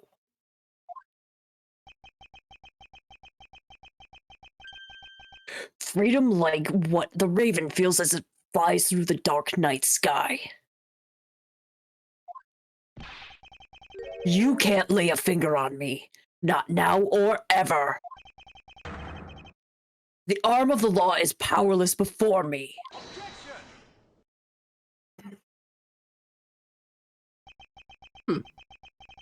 Powerless, is it? I wouldn't be so sure about that if I were you. What do you mean? Allow me to describe you in one word. Pitiful. Pitiful? How so? Carcass Alba, your wings were clipped long ago. And for someone who is trying to fly away on them without noticing that fact, pitiful is the perfect word to describe you. Mere words. What do you mean by his wings are clipped, Mr. Edgeworth? Just what you think it means, Kay. We had already caught him in our trap a while back. With an incredibly powerful, definitive piece of evidence. Hey! Earth to Mr. Prosecutor, care to speak in English? What are you talking about? What piece of evidence? The piece I speak of is, of course, this drop of blood. But we know it's not from the victim. I don't see how it remains relevant to this case at all. Miss Von Karma, I believe that is exactly why it's very important to the case. And the part that is the most important is the fact that it is not the victim's blood. You're looking a little pale. Good, then I believe you're already aware of what I mean. Then you know who the blood belongs to? Of course I do. This piece of evidence is the irrefutable proof that will stop the killer in his tracks. The blood that soiled this box of samurai dogs belongs to... Where is he? The blood of the rising sun on this box belongs to you, Carcass Alba. What? What? Why is his blood on a box of samurai dogs? He's not even a victim. The blood fell onto the box when Mr. Cochin's body was being loaded into the pushcart. At that time, the only two people in the dressing room were the victim and his killer. So that's what you mean. If the blood doesn't belong to the victim. Then there's only one other person it could belong to. Yes, and that person is the murderer himself. That's the only logical conclusion. But Mr. Cochin was the one who was stabbed, sir. Why would Mr. Alba have been the one who was bleeding? What if during the murder, Mr. Cochin had fought back? You mean, if before Mr. Alba could kill him, Mr. Cochin managed to wound Mr. Alba? Yes, and I believe we have a piece of evidence that proves that he was bleeding then. Can I help? Yes. You just helped me solve this entire case. Yes. A man with diplomatic immunity is going away. That is insane. Mr. Alba, you bear on your body a great wound. That was from when Damas II attacked me with a pair of scissors.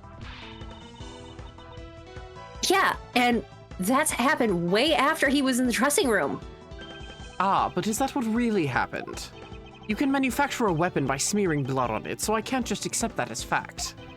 Shall we try a test, Mr. Alba, to see if the shape of your wound matches the scissors? You really are something else, Mr. Edgeworth.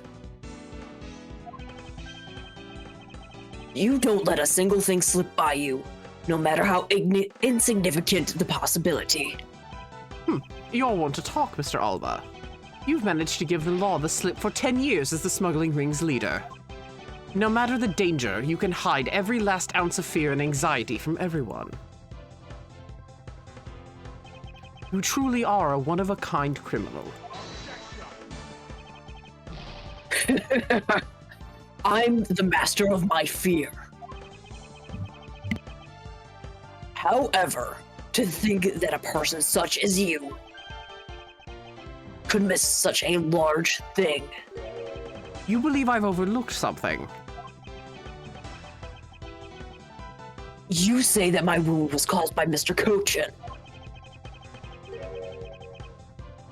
And that it was caused here in one of the theater's dressing rooms, right? Yes, that is correct. I'd like to point out that it's simply not possible. The wound is a stab wound, and one that could only have come from a blade. I wonder where you will propose such a weapon came from. The theater was packed with security guards. It would have been impossible for anyone to come into the area with a weapon of any sort. Just as Mr. Alba was able to bring in the Alabastian knife in a bouquet, there must have been some other way to sneak in a weapon of some sort. But as long as you can't prove what the other way is. All your talk about Mr. Cochin stabbing me is pure nonsense. So if another way does exist, you better hurry up and tell me now. With pleasure. Wait, what? This piece of evidence shows us how Mr. Cochin brought a weapon into the theater. Among the law enforcement, this piece is known as the Yatagarasu's key. That key. That's the key that my father stole from me here 7 years ago. And it is very unique in that it is both a key and a knife.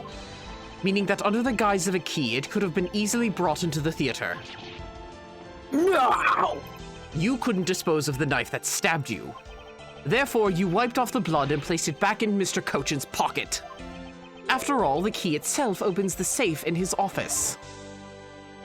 And inside that safe, there was a document about Cadopian paper, signed by Mr. Cochin. In order to make it look like Mr. Cochin died as the leader of the smuggling ring, you had to make it so that the police were the ones who opened that office safe. All that hard work to save yourself only served to destroy you in the end. Shall we try matching this knife's blade with your wound, Mr. Carcass Alba?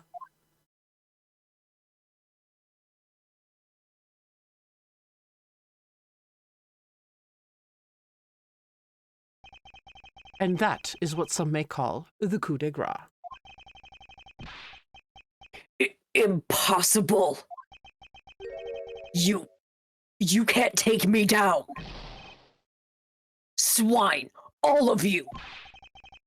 Especially Manny Cochin. This is all because that man's betrayal. He sought to steal control from the smuggling ring from me by removing me as ambassador.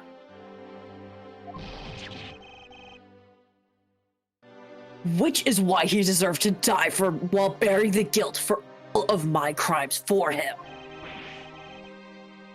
That's why I sent out the Yatagarasu's card and how the incident was born.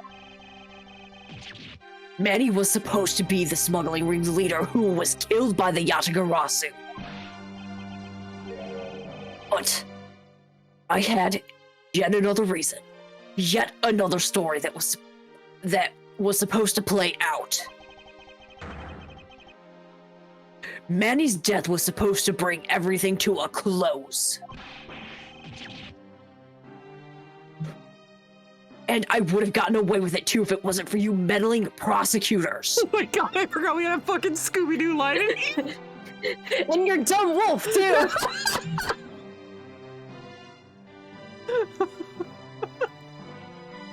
Lang's like, ruh-ruh? Lang's like, I don't get the reference. Lang's like, Yeah. what the fuck, what?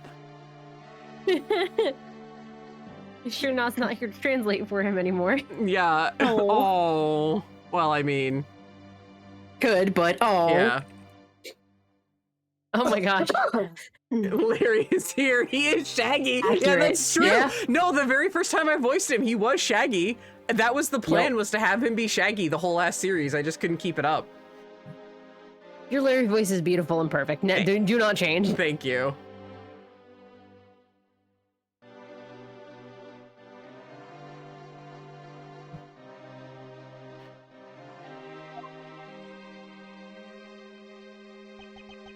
Mr. Alba, I'm afraid there is one more question I forgot to ask.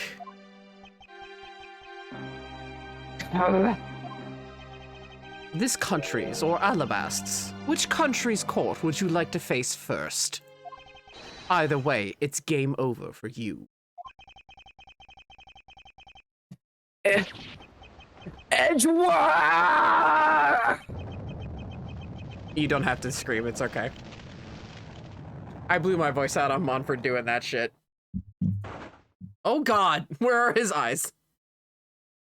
Oh, you forgot he did that? Yeah, I forgot he turned into his tree. That tree in his office was just shed skin. Ah! You're welcome. Oh god! Oh, this is it. The big day. It's Mr. Alba's trial today. And next week, he's scheduled to stand trial in his own country of Alabast. Francisca is heading that one. I suspect she'll be serving a full course of whiplashes at it. Having to face Miss Von Karma in court right after facing you, sir? Ugh, I don't even want to think about what that would be like. I caught a glimpse of Mr. Alba as he was being escorted into the courthouse.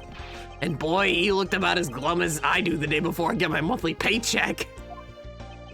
You know, I've been thinking that flight attendant and even Mr. Portsman were all Mr. Alba's secret agents. Correct. That smuggling ring was the common thread between all of these incidents.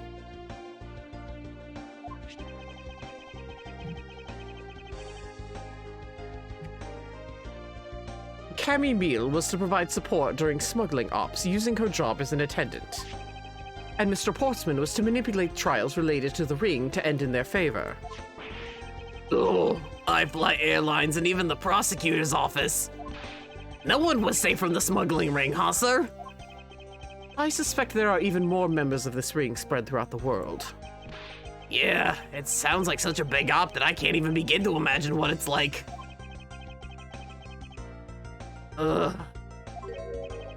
What is it, Detective? Nothing. It's just, well, come to think of it, Mr. Ernest Amano's trial is also scheduled for later today, sir. I'm aware of that. Mr. Amano has been working with the smuggling ring now for over 10 years. He used the Amano Group's various connections worldwide to assist the ring. But all of that has come to an end as his conglomerate is now undergoing harsh scrutiny. I owe Mr. Amano a debt of gratitude, but he must pay his debt to society. Well, with the arrests of both Mr. Alba and Mr. Amano, I guess that about wraps up the KG-8 incident as well, huh? I suppose so. The real killer in the KG-8 incident 10 years ago was Manny Cochin. And 7 years ago, the killer of the second KG-8 incident was Macrel. Those two facts are the unshakable truth. However, it seems that a lot of effort was put into hiding these and other truths from us. Katie, sorry, I forgot, I have 2 mods now. Katie pointed something out, and I'm not gonna directly spoil it, but I will say, this time frame of April 17th now takes place after the second game. Huh. Yep. Oh boy. Miri, check the stream DM. You'll see why.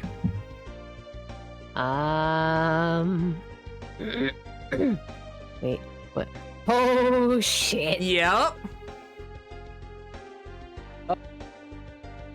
Oh boy. Yup. Yep. So. Yeah. I'm emotionally compromised. Yeah, it's very emotionally compromising. So.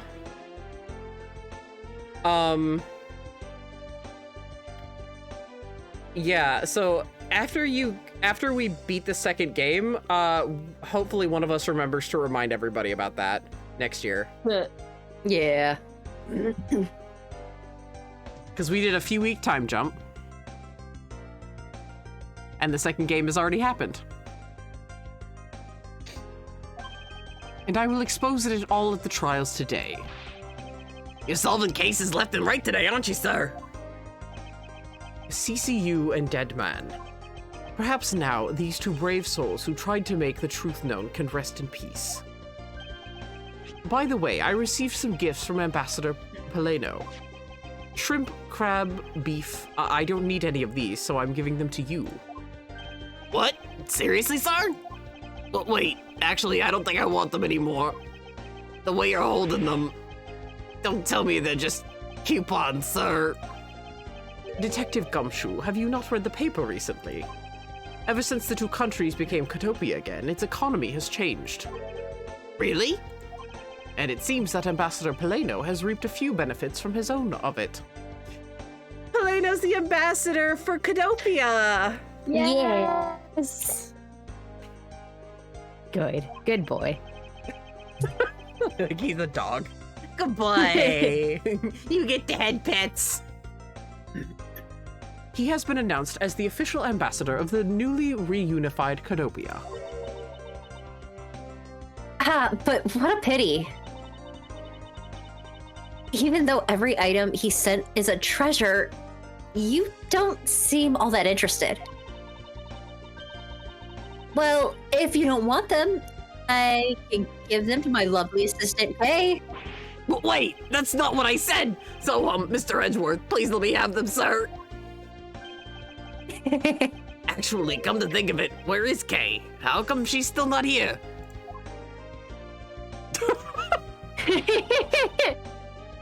Hey, you've got to be more alert than that.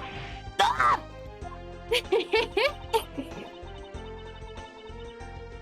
Hey, I can't even believe you didn't notice. I wasn't even trying to mimic Mr. Edgeworth's voice at all. No, she really wasn't. Detective Gumshoe, what? I totally didn't notice you or realize that voice was you.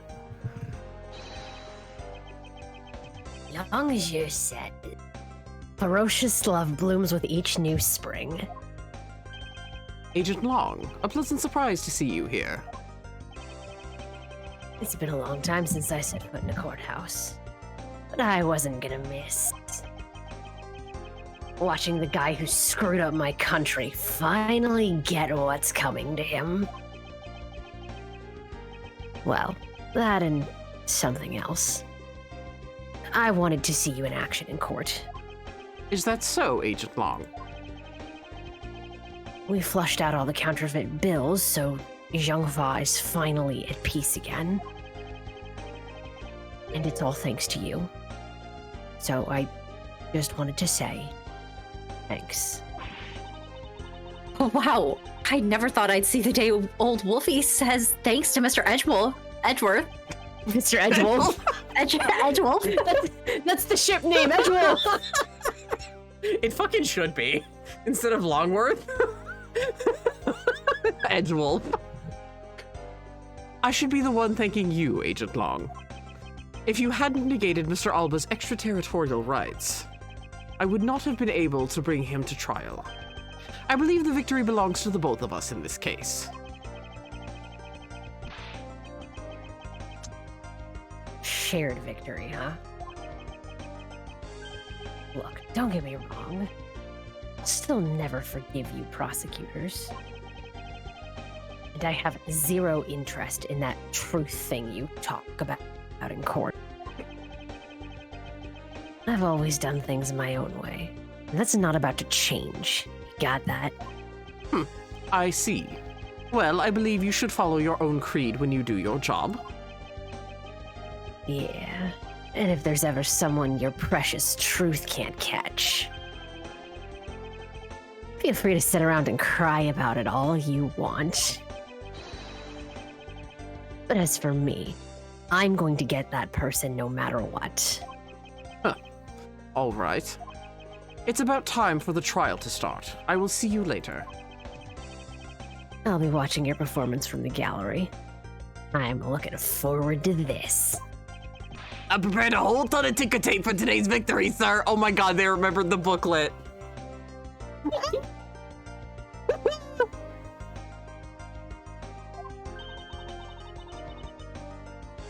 I'll help throw some around when Mr. Edgeworth wins. I hope you've got enough, because I'm gonna call my men up as well. No, a modest amount of ticker tape goes a long way.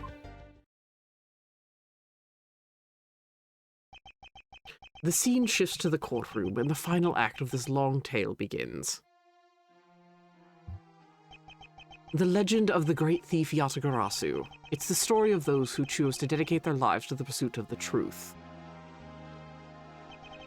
Prosecutors are those who seek a guilty verdict for the defendants they meet, and to that end you have no choice but to win by any means necessary. That creed was forced on me since I was very young. However, I no longer think that that is all we prosecutors are. And that is because...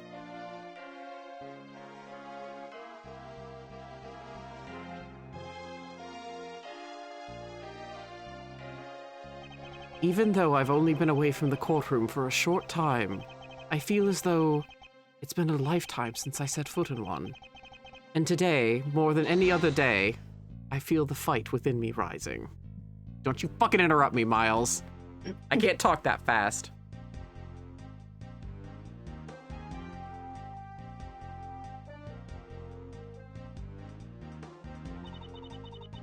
I'm really in Mr. Edgeworth's debt or the other day.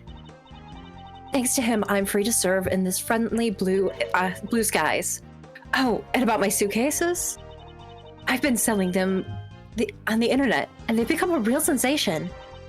Thanks to the praise of the art world has lavished on my work as being true postmodern, the airline has chosen me to design the new line of Jumbo plane. Ugh. Just think, someday you'll be able to take a ride in the pink-walled, yellow-seated jet. Oh, Jesus Christ, Rhoda, no! I want it. Oh, God. Get ready to do that voice. No! Edgeworth? Ah, that's rudeness of a rude man. Because of him, my time and money is wasted. But more importantly, I received the most fantastic treasure recently. The pre-Blue statue of the Principality of Cadopia. It weighs a bit lighter in my hands, but the Ambassador Paleno was most generous. Polino gave him a dupe statue! Here, take this. Get it out of my sight. Queen. I finally caught Agent Hicks' killer and was able to witness Mr. Alba. Teary eyes. It feels.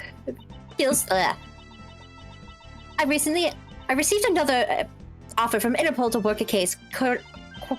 I cannot do this. I Okay. don't know why. It's Holy okay. shit. It's okay. Her dialogue is moving it's moving faster than the trilogies did. Yeah. Yup. Oh, well, okay. That's why we have the transcript up. Get your hamster ready. This little patrolman has been fired as of today, sir. So I thought it was safe without the gun I had dropped. But I hadn't noticed that I had dropped the police badge too.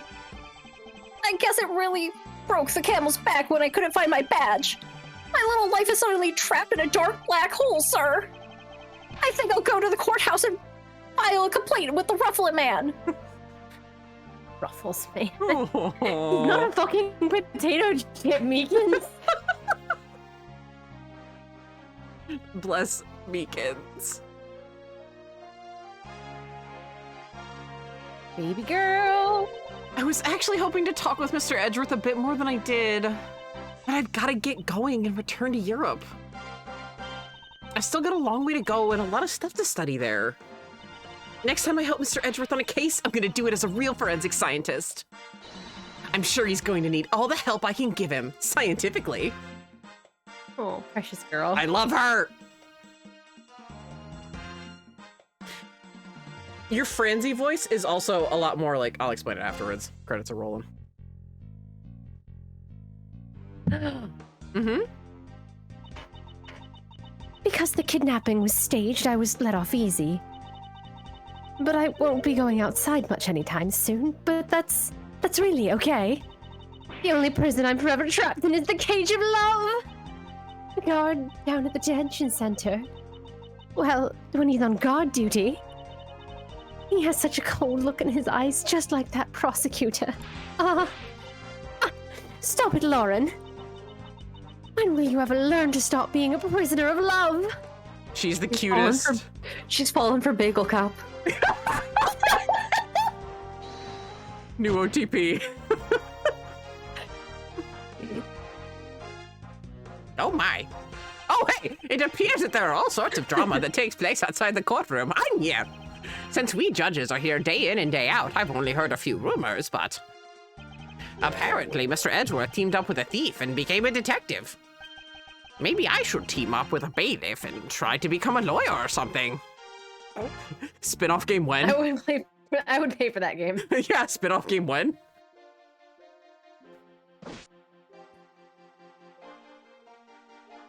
Oh, look at her cute.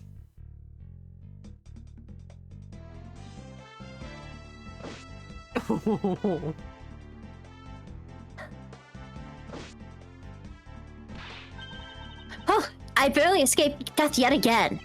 Yeah, but boy, were we lucky to have Mr. Edgeworth here to help us out, huh, babe? Yeah, but because I lost the key, I got fired from my security guard job. Don't let it get you down, Maggie. You've still got me. You're right, sir. I won't be sad. I'm gonna pick myself up and... blah, blah, blah. I wonder what my next job is. Oh, this is actually kind of fun. Retcon, I love them so much. she keeps her job because Miles stands up for her. Fuck that noise. Miles would absolutely let her keep her job.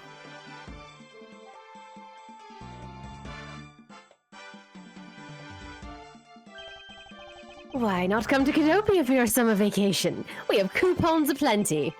Right now, our embassy is proud to present our Let's Investigate a Murder show. Although, recreating that particular case, it's created a few small fires of its own.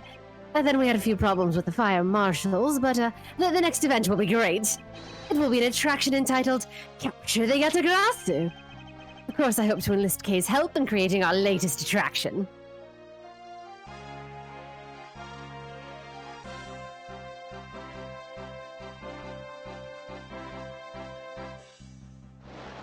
I can't believe that Mindy ditched me and went to Japan! But it's okay, because that's how I met Miharu. We're planning to go to Paris soon and start a business. We're gonna sell blue ocean dogs. They'll sell like hotcake hot dogs for sure. A blue hot dog and a blue bun, I guarantee it'll turn your tongue and your face blue. I know I'm not really the type to work a lot, or at all really, but... Oh, so I noticed I really haven't seen the guy in the blue suit at all recently. I wonder what's up. Well, the next time we meet, I'm gonna make him eat one of my dogs. Larry, I'm not dead. Hey, Nick! I also have a name. Yeah. I also have a name, you asshole. Oh, let me get close and sultry to the mic.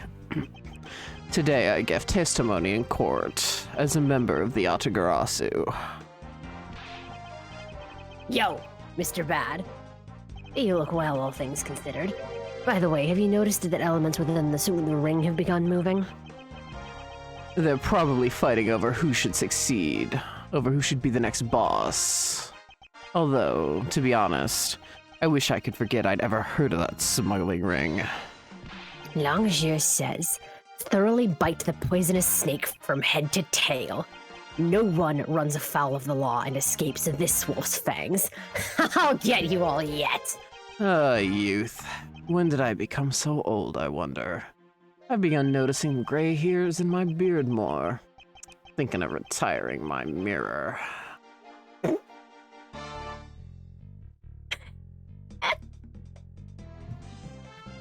Oh boy, here we go. True test. I did it once. I was the Pink Princess and the Pink Badger all in the span of 2 days. Talk about busy. But it's all right, because I got a letter from my beloved Edgy Poo. Please take care of your hip, and when you wish to speak, first take off your headpiece. What does it mean by that last statement? It's not like I enjoy being under a headpiece every time I see him. I've been an alien and some creepy, fuzzy, pink animal, and then the Pink Princess, a great hero of justice, but then as a young maid, I could be spotted wearing the most stylish hat on my head, although right about now, he just wearing my own costume, but even that just sounds like a terrible idea. God damn! I had to look at the transcript, but I did it. Fuck you. It's the last time we ever see Wendy Oldbag. I'm nailing it.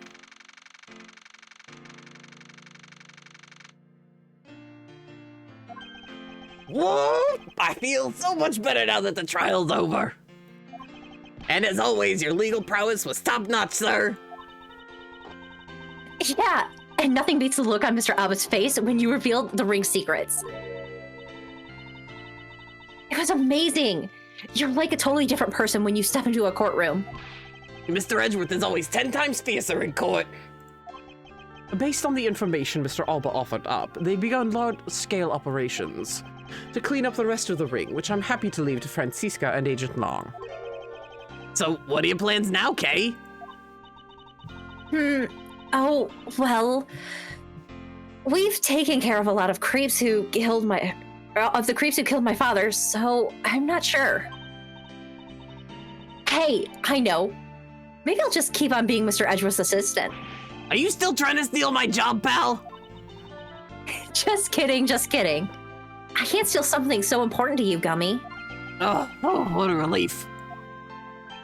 Okay. Yes? Even after all that's happened, are you still planning to become a great thief? Of course. But I don't want to tarnish the legend of the noble Yatagarasu. So I'm going to hold off on doing anything until I make a tight 3-person team of my own. A 3-person team?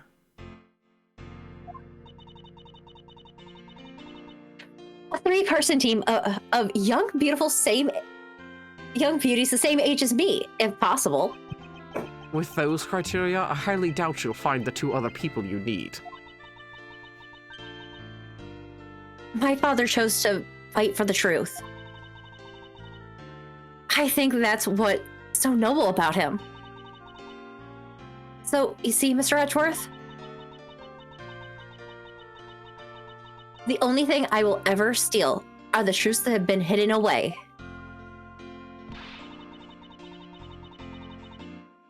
going to work extra hard to make a world where the Yatagarasu isn't needed. Let's both strive for such a future. Well, I guess it's time for me to get going. Actually, you know what? I think they retconned the date in Game 2, because they didn't know if there was going to be a Game 2. Oh, yeah. So they made this kind of like the ending, but then Game 2 happens like a week later. So I think this date is actually not, I think this is not like post next game. I think this was just retconned because how Miles because of how Miles acts in the beginning of the next game and the end of next game and what Kay says here. Yeah. That ties into the ending of next game as well. I see. Okay, keep your chin up and stay strong, okay? And don't be a stranger. Don't worry, I'll be back. I'll be sure to break the lock on the window to sneak in. No, this is the 12th floor. I can do it. No, absolutely not. Spider K, Spider K. If you could, I'd appreciate it if you came in through the building's front door. It's okay, Mr. Edgeworth. The lock on my window at home's been broken for forever. Oh, one last thing before I go.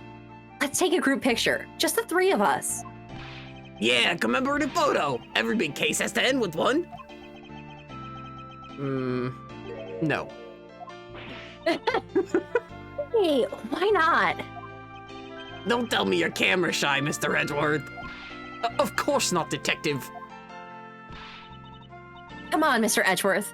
I'm taking a picture now. Hey, come back here. Mr. Edgeworth, you can't run away from this, sir. Hey, Detective Gumshoe. Stop that. I can't be seen doing that. Okay, I'm totally taking it now. Say cheese. And thus, the long tale of the KG-8 incident came to a close.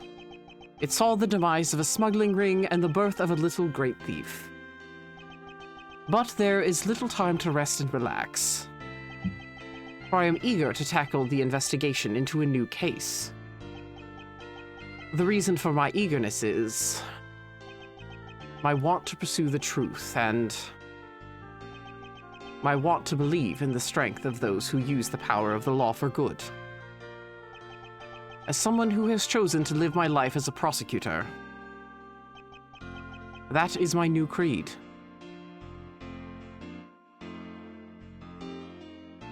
Aww.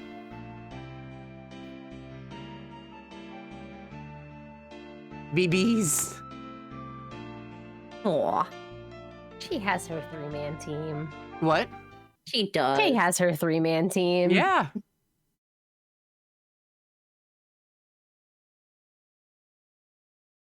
We did it. We did it!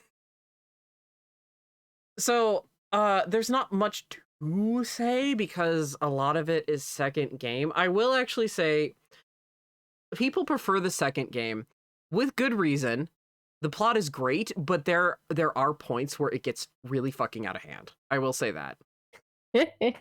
Oh yeah, Some it of gets those super long. investigation sequences are fucking interminable. They get well, not only that, but the whole plot gets kind of out of hand after a little bit. I think this plot was more concise.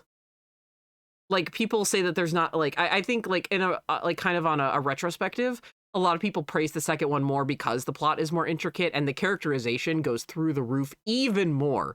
Like it wasn't already great enough in this one, to be perfectly honest, because it was already really fucking good. Mm-hmm. And like, this did feel a little bit empty because it moved at a breakneck pace.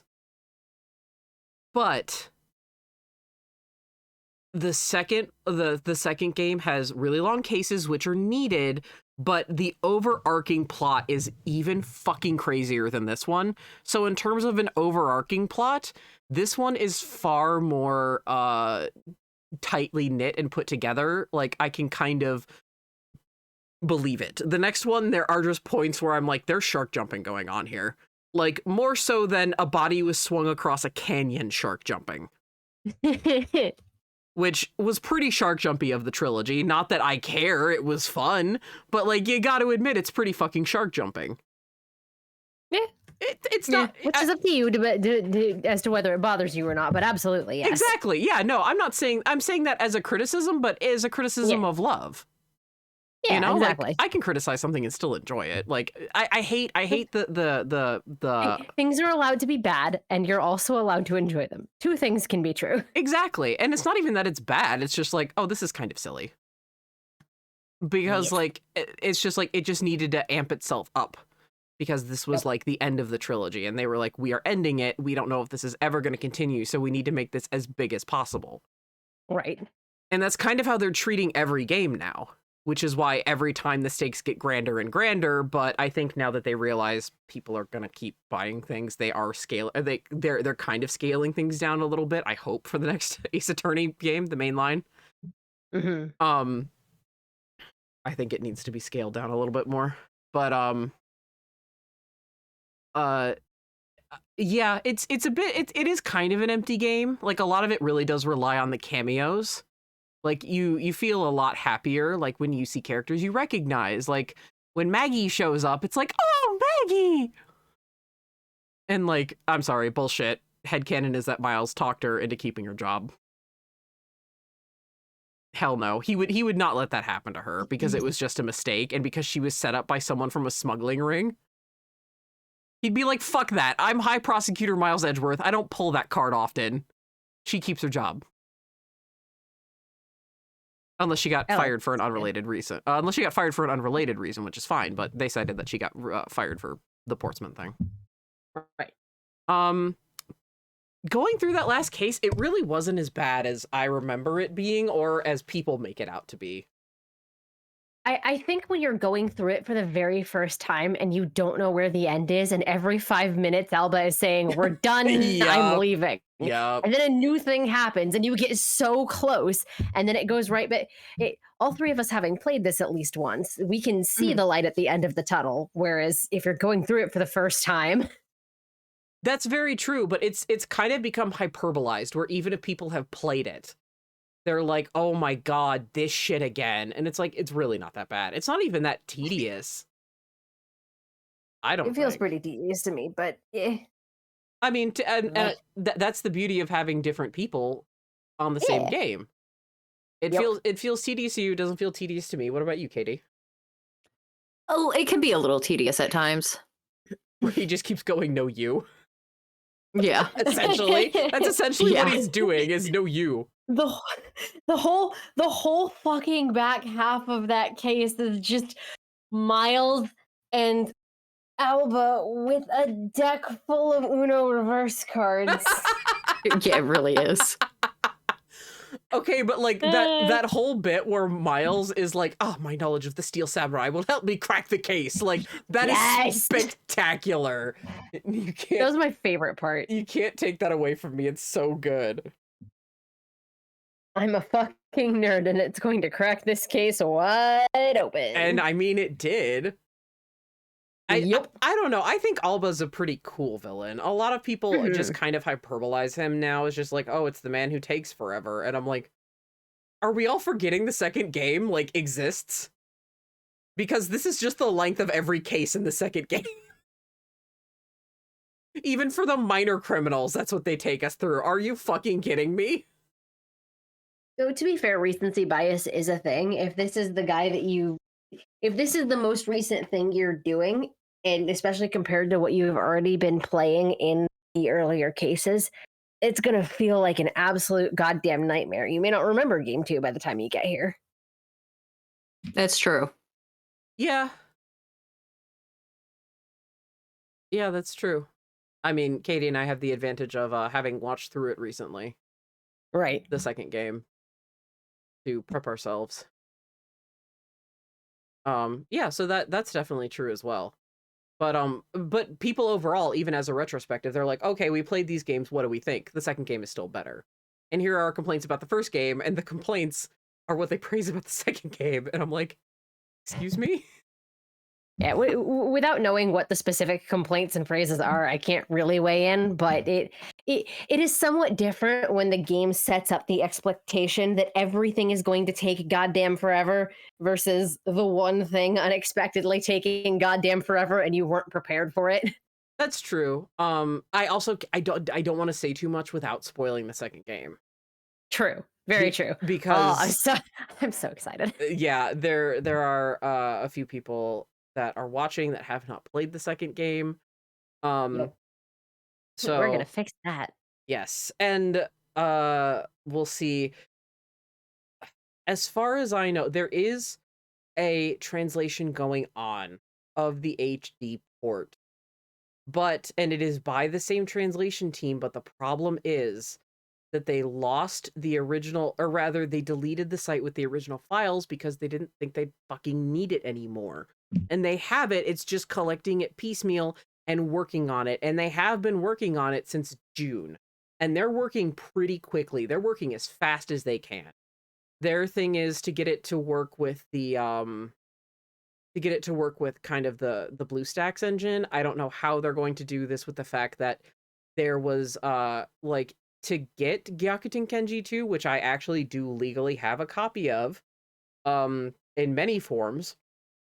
I have it for the 2DS, oh my god, sorry, the original DS. I have it for the DS. I have it, and I also have it on mobile. Because I figure when that comes out, they're gonna have to patch the APK, which involves you going and legitimately buying the game, which involves you getting a Japanese account, which involves you essentially like faking your own location. Mm-hmm. Like PlayStation, you can do that to get Japanese games. You just have to say you're from Japan. But on a computer using BlueStacks or a cell phone, that's much harder to do. You need something like a VPN. But I did legitimately buy Investigations 2 as well. So I have Gyakuten Kenji 2. But I mean, there is kind of no updates. I am subscribed to the thread on Court Records that has updates, and I'm waiting for literally anything because nobody else knows that this is happening except for people who are looking on Court Records. Because they haven't announced it in the Discord. I went looking. I'm in the Discord. And nobody's announced it, and a lot of people think that the person who's going to work on it is the person who's doing a straight translation of the mobile version of the Great Ace Attorney, even though that's already been released. And they haven't updated since May 2021. And they're busy kind of doing straight translations and talking about what Japanese like what the Japanese version changed and changing it back, which bothers me a little bit, but we'll talk about that off screen because that has nothing to do with this.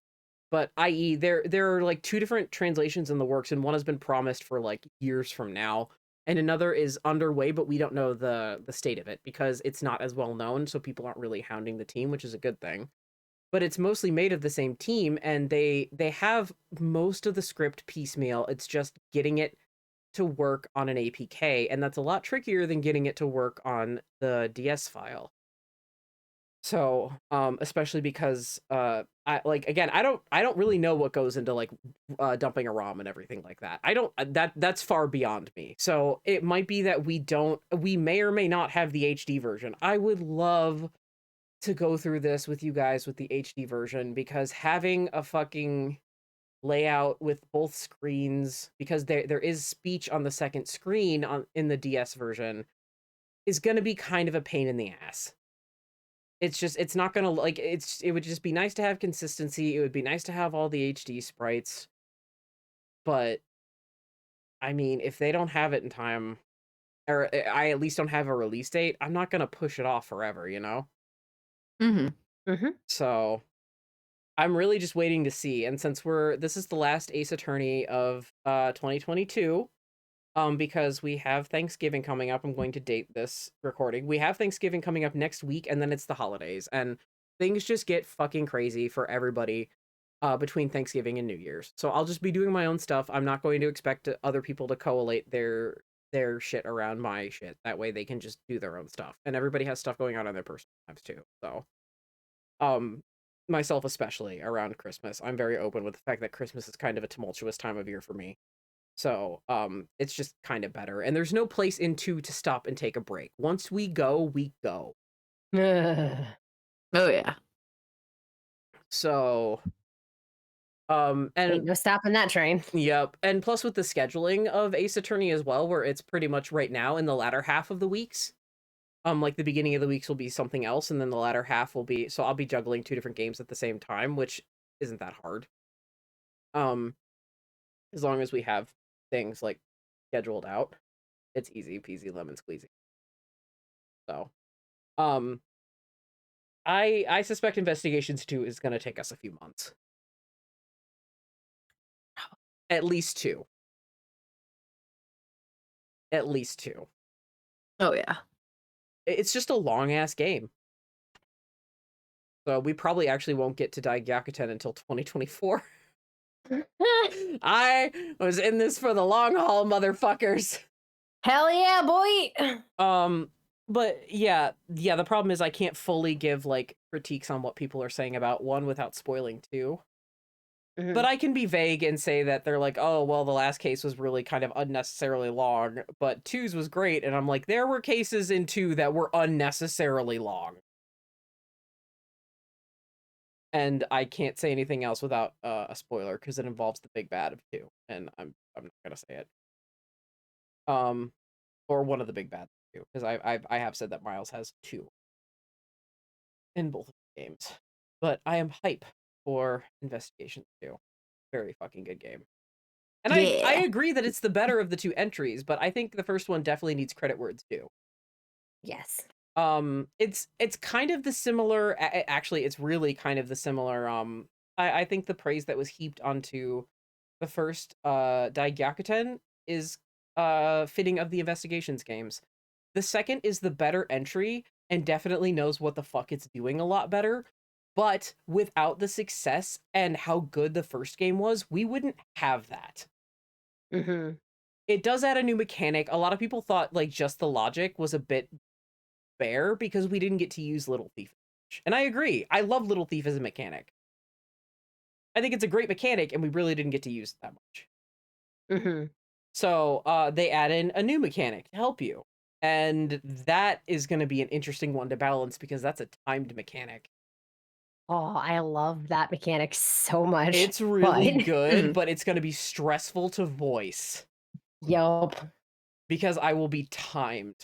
Oh yeah, what I meant to say to you, Katie, because you had BRB'd when I thought of it.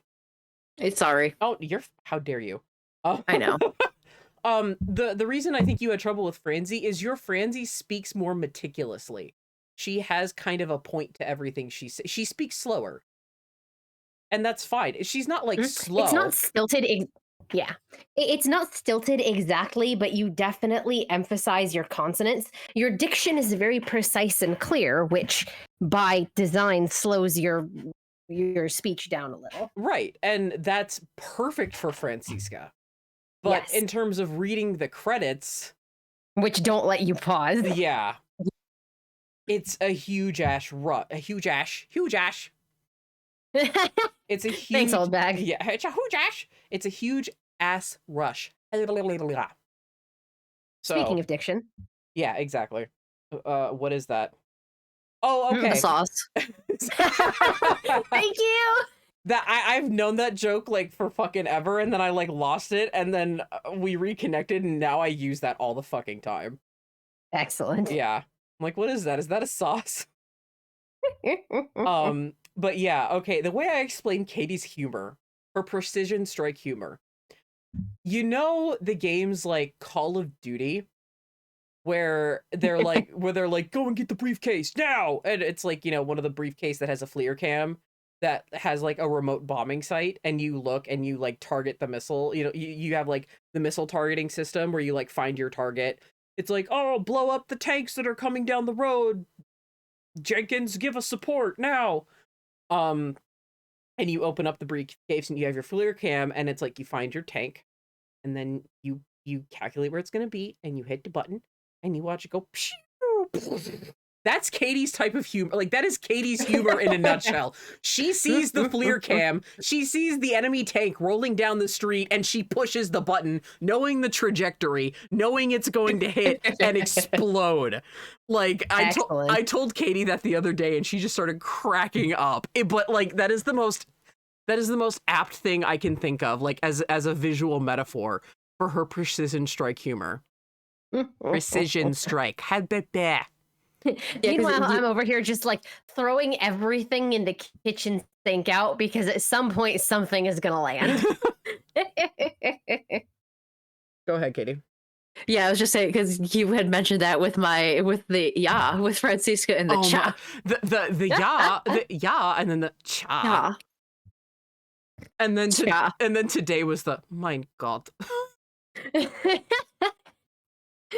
Yep. That did me in so hard. And her just disgusted sound afterwards. Yeah. It was just so... Your Francie is so excellent. I love that you're just like, speak German throughout the entire series? Why, yes, I can do that. Please and thank you. I will happily do that. But yeah, I love the first investigations. It, sadly, on release, because I was there at Ground Zero, it did not do well.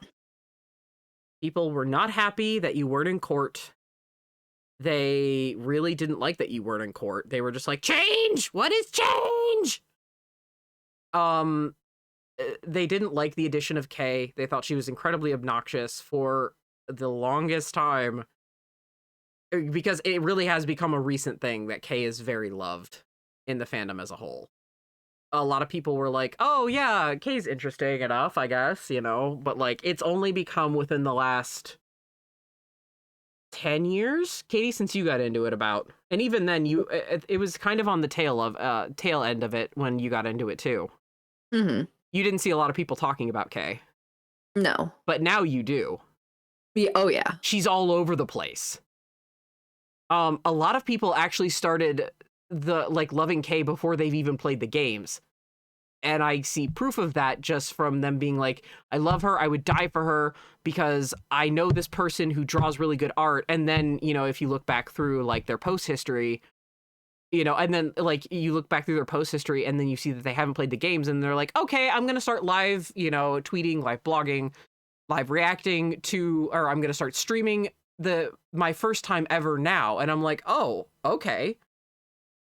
I was like, wow, okay. So it's a lot of people are kind of jumping on because they see artists that they really like doing it. And those artists have sometimes haven't even played through the games. It's a very weird and interesting like domino effect.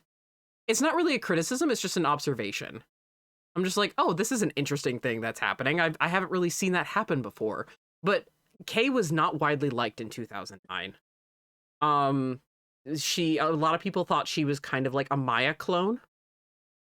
And she was more annoying than Maya. People were like, they tried to replicate Maya and they failed. And she's a really shallow, hollow character. And to that I say, fuck all of you. I love her. She's my favorite. She's my princess. And they didn't like the tiny sprite work. They thought it looked weird and ugly. Yo, bubs. I mean, that sprite work is great. Oh, the tiny sprite work? Yeah. Yeah, I agree. I loved it. They thought the logic thing was really stupid. They just wanted the courtroom stuff. To be totally fair, I think the logic is It's lackluster. It is lackluster, 100%. Yeah, that I mean, again, that's why they added the new mechanic. Because they were like, okay, this isn't enough. This is not enough. And I agree that is a fair critique, that the logic is lackluster, but like, it's a lot of different contributing factors. Also, the fact that Apollo Justice had already come out and also did not do well. Mm-hmm. This was kind of the final nail in the coffin as to why we did not get physical releases on cartridges until 2 fucking years ago when the Great Ace Attorney was released. And that was only for the Switch. If you want a PS4 version, get the Japanese version, fucker. It's the only place you can get it. Not even Europe got it. The only English translated physical copy that made it out was for the Switch. But yeah, that was kind of the final nail in the coffin because cartridges are expensive to print. And if people aren't going to play these games, it's safer to kind of roll the dice with digital because at least then you're not losing as much money if the games aren't popular. Spoiler alert, 5 and 6 were widely popular. Cartridge release when? like HD Apollo trilogy cartridge release when? Gib. Gib. I have been asking for years. I'm like, please let that be the next thing that comes out before Ace Attorney 7. I would love it. And to break everybody's heart, I'll be saying this at the beginning of 2. We are not getting an Investigations 2 official release like ever. People just kind of need to stop asking for it because the team, I found this out pretty recently, the team that made Investigations is not the original Ace Attorney team, and they disbanded very shortly after Gyakuten Kenji 2 was released. So there was literally no time for a localization. Not only that, but the difference between Dai Gyakuten and Gyakuten Kenji 2 is Dai Gyakuten's translation teams were just do a straight translation. Gyakuten Kenji 2, like, it's quite literally a straight translation. They don't try to go for pun names or anything like that. They just kind of translate it as it is. You have Heart Vortex, you have Benjamin Dobinbo, you know, you don't have you have Crimit, which kills me inside. Like I laugh so hard all the time over Crimit. I will post the picture again if need be. They just do a straight translation, and there is nothing wrong with that. But Investigations 2, that this team made it feel like an honest to God localized Ace Attorney game. They made it feel honest to God localized. Like it felt like Capcom themselves did it, and a lot of indie voice actors came out to put their talents to work, including now official voice actor Rosie D. Yep. So now if they want crying in the background. Yeah, with him voicing Gregory. So now if Capcom wants to do that, the thing is they didn't stop the fanslation either, and Capcom's pretty good about smacking down fan projects. They're kind of like they're not like Nintendo, but I mean they can be like, fucking stop it. I've seen them put the kibosh on quite a few like really big Mega Man ones, and then after a while they just kind of gave up because the Mega Man fans were like, fuck you, boy. Rebellion. Pretty much. There are so many like really good Mega Man ROM hacks. But like they like, I think even Capcom like recognizes this official. I can't say that for sure, but I believe that they recognize it as like, yeah, this is the closest you guys are gonna get. And it's done with so much heart that like, and it's so ingrained on people now because it's not just a straight translation, because it feels like an honest to God Ace Attorney game, that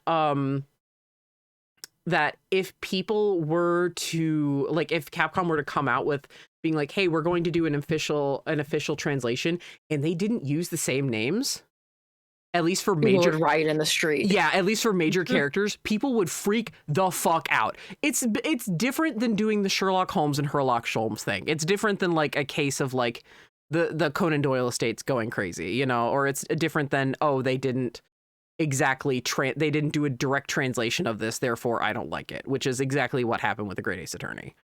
It's just a case of that, which happens a lot in fandom. I mean, you see it everywhere. But they put their heart and souls into that for fucking years. That took them about 4 years, I think. Yeah, exactly. That's not too much of a spoiler to say. Names like Sebastian DeBest and Ray Shields, not being Sebastian DeBest or Ray Shields, would just feel like a crime. Yeah, or Justine Courtney. Those are like the 3 new main players. Because you see them on the cover. So you're just like, who dat? And it's like, that's Sebastian DeBest, Ray Shields, and Justine Courtney. And if you did not name them that, people would freak the ever-living fuck out. Not only that, people would kind of get iffy over the voice actors. Mhm. It's like, if you didn't get ProZD back to be Gregory Edgeworth, people would be freaking the fuck out.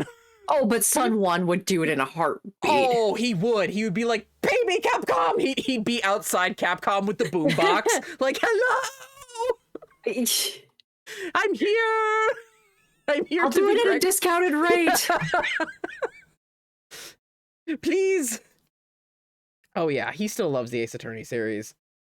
But like a lot of them, like, he's the biggest name out of all of them. The other ones, if you look up their careers, they're like, they either haven't worked on a project since, like they kind of came out of the woodwork to add their voice to it. Like, or, you know, they just work on smaller indie projects. They haven't really grown. ProZD, as far as I know, is the biggest name in that. Yeah, You notice, I'd have to look. yeah, you notice how I'm using his handle, because I always accidentally mispronounce his name, and I know that is a fucking problem with him. It's Sun One. Sun One. Yeah, Sun One. Okay, cool. I know if I speak really quickly, though, I'm gonna fuck it up. And I don't want to do that to him, so I just go ProZD. I remember his whole skit about it. But yeah, like that is also the huge difference, is that this has been such a big part of the fan culture for so long that, like, at this point Capcom can't ignore it, because it's not a straight translation like a lot of projects end up being. Like, this team literally did Capcom's job for them. Mm-hmm. It feels like an honest to God game, and that's like an honest to God official Capcom translated game, and that is incredible.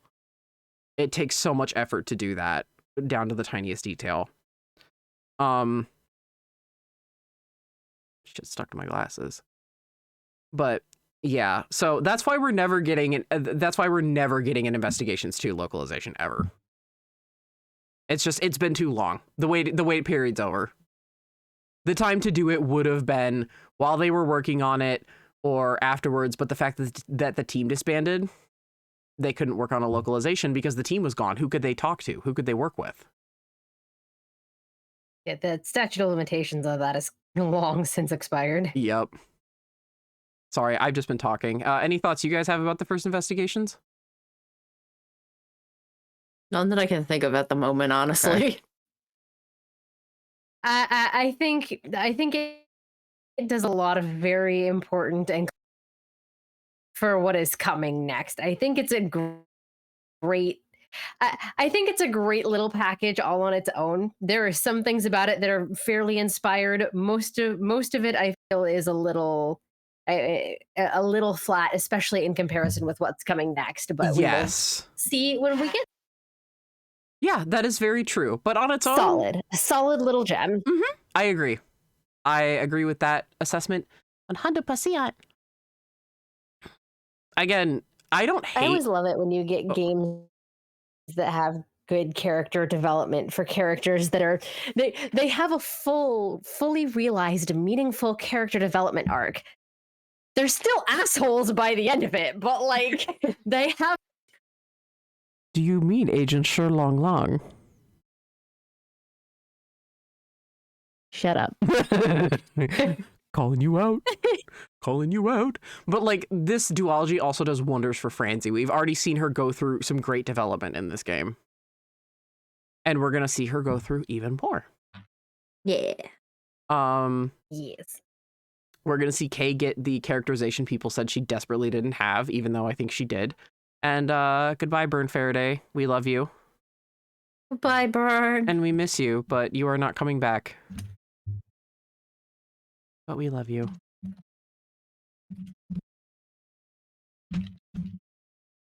You're smashing a keyboard. I know, I do too, and I see Apollo Gustus Oh shit! I'm sorry. is typing. So keep on typing, Goose. It's not entirely relevant. It's a little relevant, but not entirely relevant. I don't know that it needs to go on stream. Oh, okay. Fair enough. Fair enough. But yeah, So yeah, investigations, fun game. Sadly, did not do well. Wah wah. But I really enjoyed it. Also, my final verdict: Circus Alva hurt worse than David Gant's voice. I'm so sorry. I committed to it though. Please go warm your You throat did. and rest it. I will You say. did. Oh. Also, Jesus Christ. The part that gave me the biggest chills was Long and Alba going back and forth. You both gave me chills. I'm glad. Yay. I got Yay. straight chills when Long was screaming at him and Alba was just calling him a pathetic mutt. I was like, oh man, I'm ruined. Also, I am so my top glad I tier- kept that under wraps. Oh my god, yeah, I had no idea. That's fucking slam dunk of a transition. Yeah. Was so good. Yeah. Also, your Callisto you and your Shurna, like, you nailed it. I don't know why you keep heaping praises on me.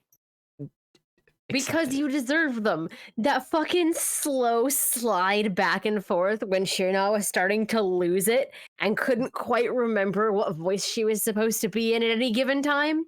Oh, Was so fucking good. And like I also love Miles's just fucking smug, just gleeful, perfectly restrained, perfectly civil, but absolutely fucking gleeful, smug snake ass. I have you right where I want you, and there's nothing you can do about it. Oh, thank you. I just kind of pour my everything into my Miles. My accent goes all over the place, but it's okay. I think I talked over Katie again. I'm sorry. Oh no, I didn't. I wasn't talking. Okay. You good? But yeah, like I think we're all just gonna end up endlessly complimenting each other, but I think we're all really happy with each other. Yeah. It's like Long. Oh just my Long. god, Long's voice was so good, Mary. Jesus fucking Christ, I'm gonna die. Thank you. Also, your Lauren Pops I was the love him. cutest little thing. I already love her to death, and I just wanted to smush her even more. I'm like, come here, let me smush your face. I'm glad because I definitely didn't have a plan, which is why she sounds exactly like Poleno, just in a soprano register. Your Poleno was so cute! No, I loved Poleno. He was the cutest boy. I desperately wanted Poleno to sound like every smarmy businessman ever, except also a good boy. You did that very well because you kind of had like a Mr. Edgeworth, like you kind of did like a just a little bit of like a you lengthened some of your syllables a little bit. Yes. And that is the thing kind of kind of a pseudo slimy businessmen do. Yup. And bless a replay of this game for making me love Poleno. I'm so happy. I am too. Yay. I got to match wits with Katie. I'm happy. You just get used to it, honestly. Yeah, now you've got your first Ace Attorney game under your belt. Oh yes. You're gonna feel better about investigations too. I think you're gonna be nervous, but I think you're gonna be less nervous. You're just gonna be like, all right. Yes, I'm not going to be constantly terrified of flubbing a line read because we all flub line reads. It's fine. It's not a stream unless I fuck up a line read. It's not a stream unless I just go hello, blah, blah, blah, blah, blah. You know. I would also like to personally thank my lovely wife for giving me real-time sound advice of, hey, you're eating your mic again. Back up like 5 inches. Aww. Bless Kazi. Bless her. Oh, I thought she spoke, but it was Hermod. Hermod, you good bot. But yeah, I think that's gonna do it because I think we're all kind of starting to. Oh, there she is. Ah, so much hearts. Wow. So I think we're all starting to melt. But next will be a JRPG. I hope y'all have some sort of feelings about Chopin. Otherwise, you're gonna get them. Either way, you're gonna get them. And it's I am not apologizing. no, this is so good. I was gonna do Zelda, but then Katie and I were talking about Eternal Sonata again, and I was like, I really want to replay that game on New Game Plus. Maybe I'll just do that. So I'm gonna do Hell it. yeah, boy. And you all are gonna have feelings about Patrick States voicing Chopin and Sam Riegel. We're going to another voice with Sam Riegel, hilariously enough. Bless. He voices Bless one of the that man. He voices one of the main characters, Allegretto. So- Lovely. That's the Starscream I grew up with. Was Sam Riegel? I think so. Holy shit. Yeah, he's more of a director than an actor. But he has taken more work as of recent. But yeah, he prefers to direct. But yeah, he loves being Phoenix Wright. Like it was in like 2019. So it had been a while since he voiced Nick, and he dressed up as Nick for Halloween. He just loves the role so fucking much. So gives me the happy. But yeah, so that's what's up next is a JRPG. Sweet. Yeah, I'll start that on Monday. But we will be back with Ace Attorney Investigations 2 in the new year. Yeah. Yeah. Thank you everyone so much for watching. Thank you Katie and Miri for doing this. Thank you Miri for agreeing to hop in and come in and be a third voice actor. Oh yeah. Thank you guys for inviting me. Of course. I'm really honored. It's all good and it's all fun. But yeah, thank you guys so much. It means a lot to me personally, and it means a lot for people who pop in and out of the stream chat to watch our ridiculous antics and hear us lose our minds and then hear us get serious and give each other feels and shit. It's real good. And buckle the fuck up for the second one. But buckle the fuck up in 2023 so you guys get a bit of a reprieve. And that's it. So this has been Danny, and these are my mods, Katie and Miri. Night. Good night. Have a good one, and take it easy.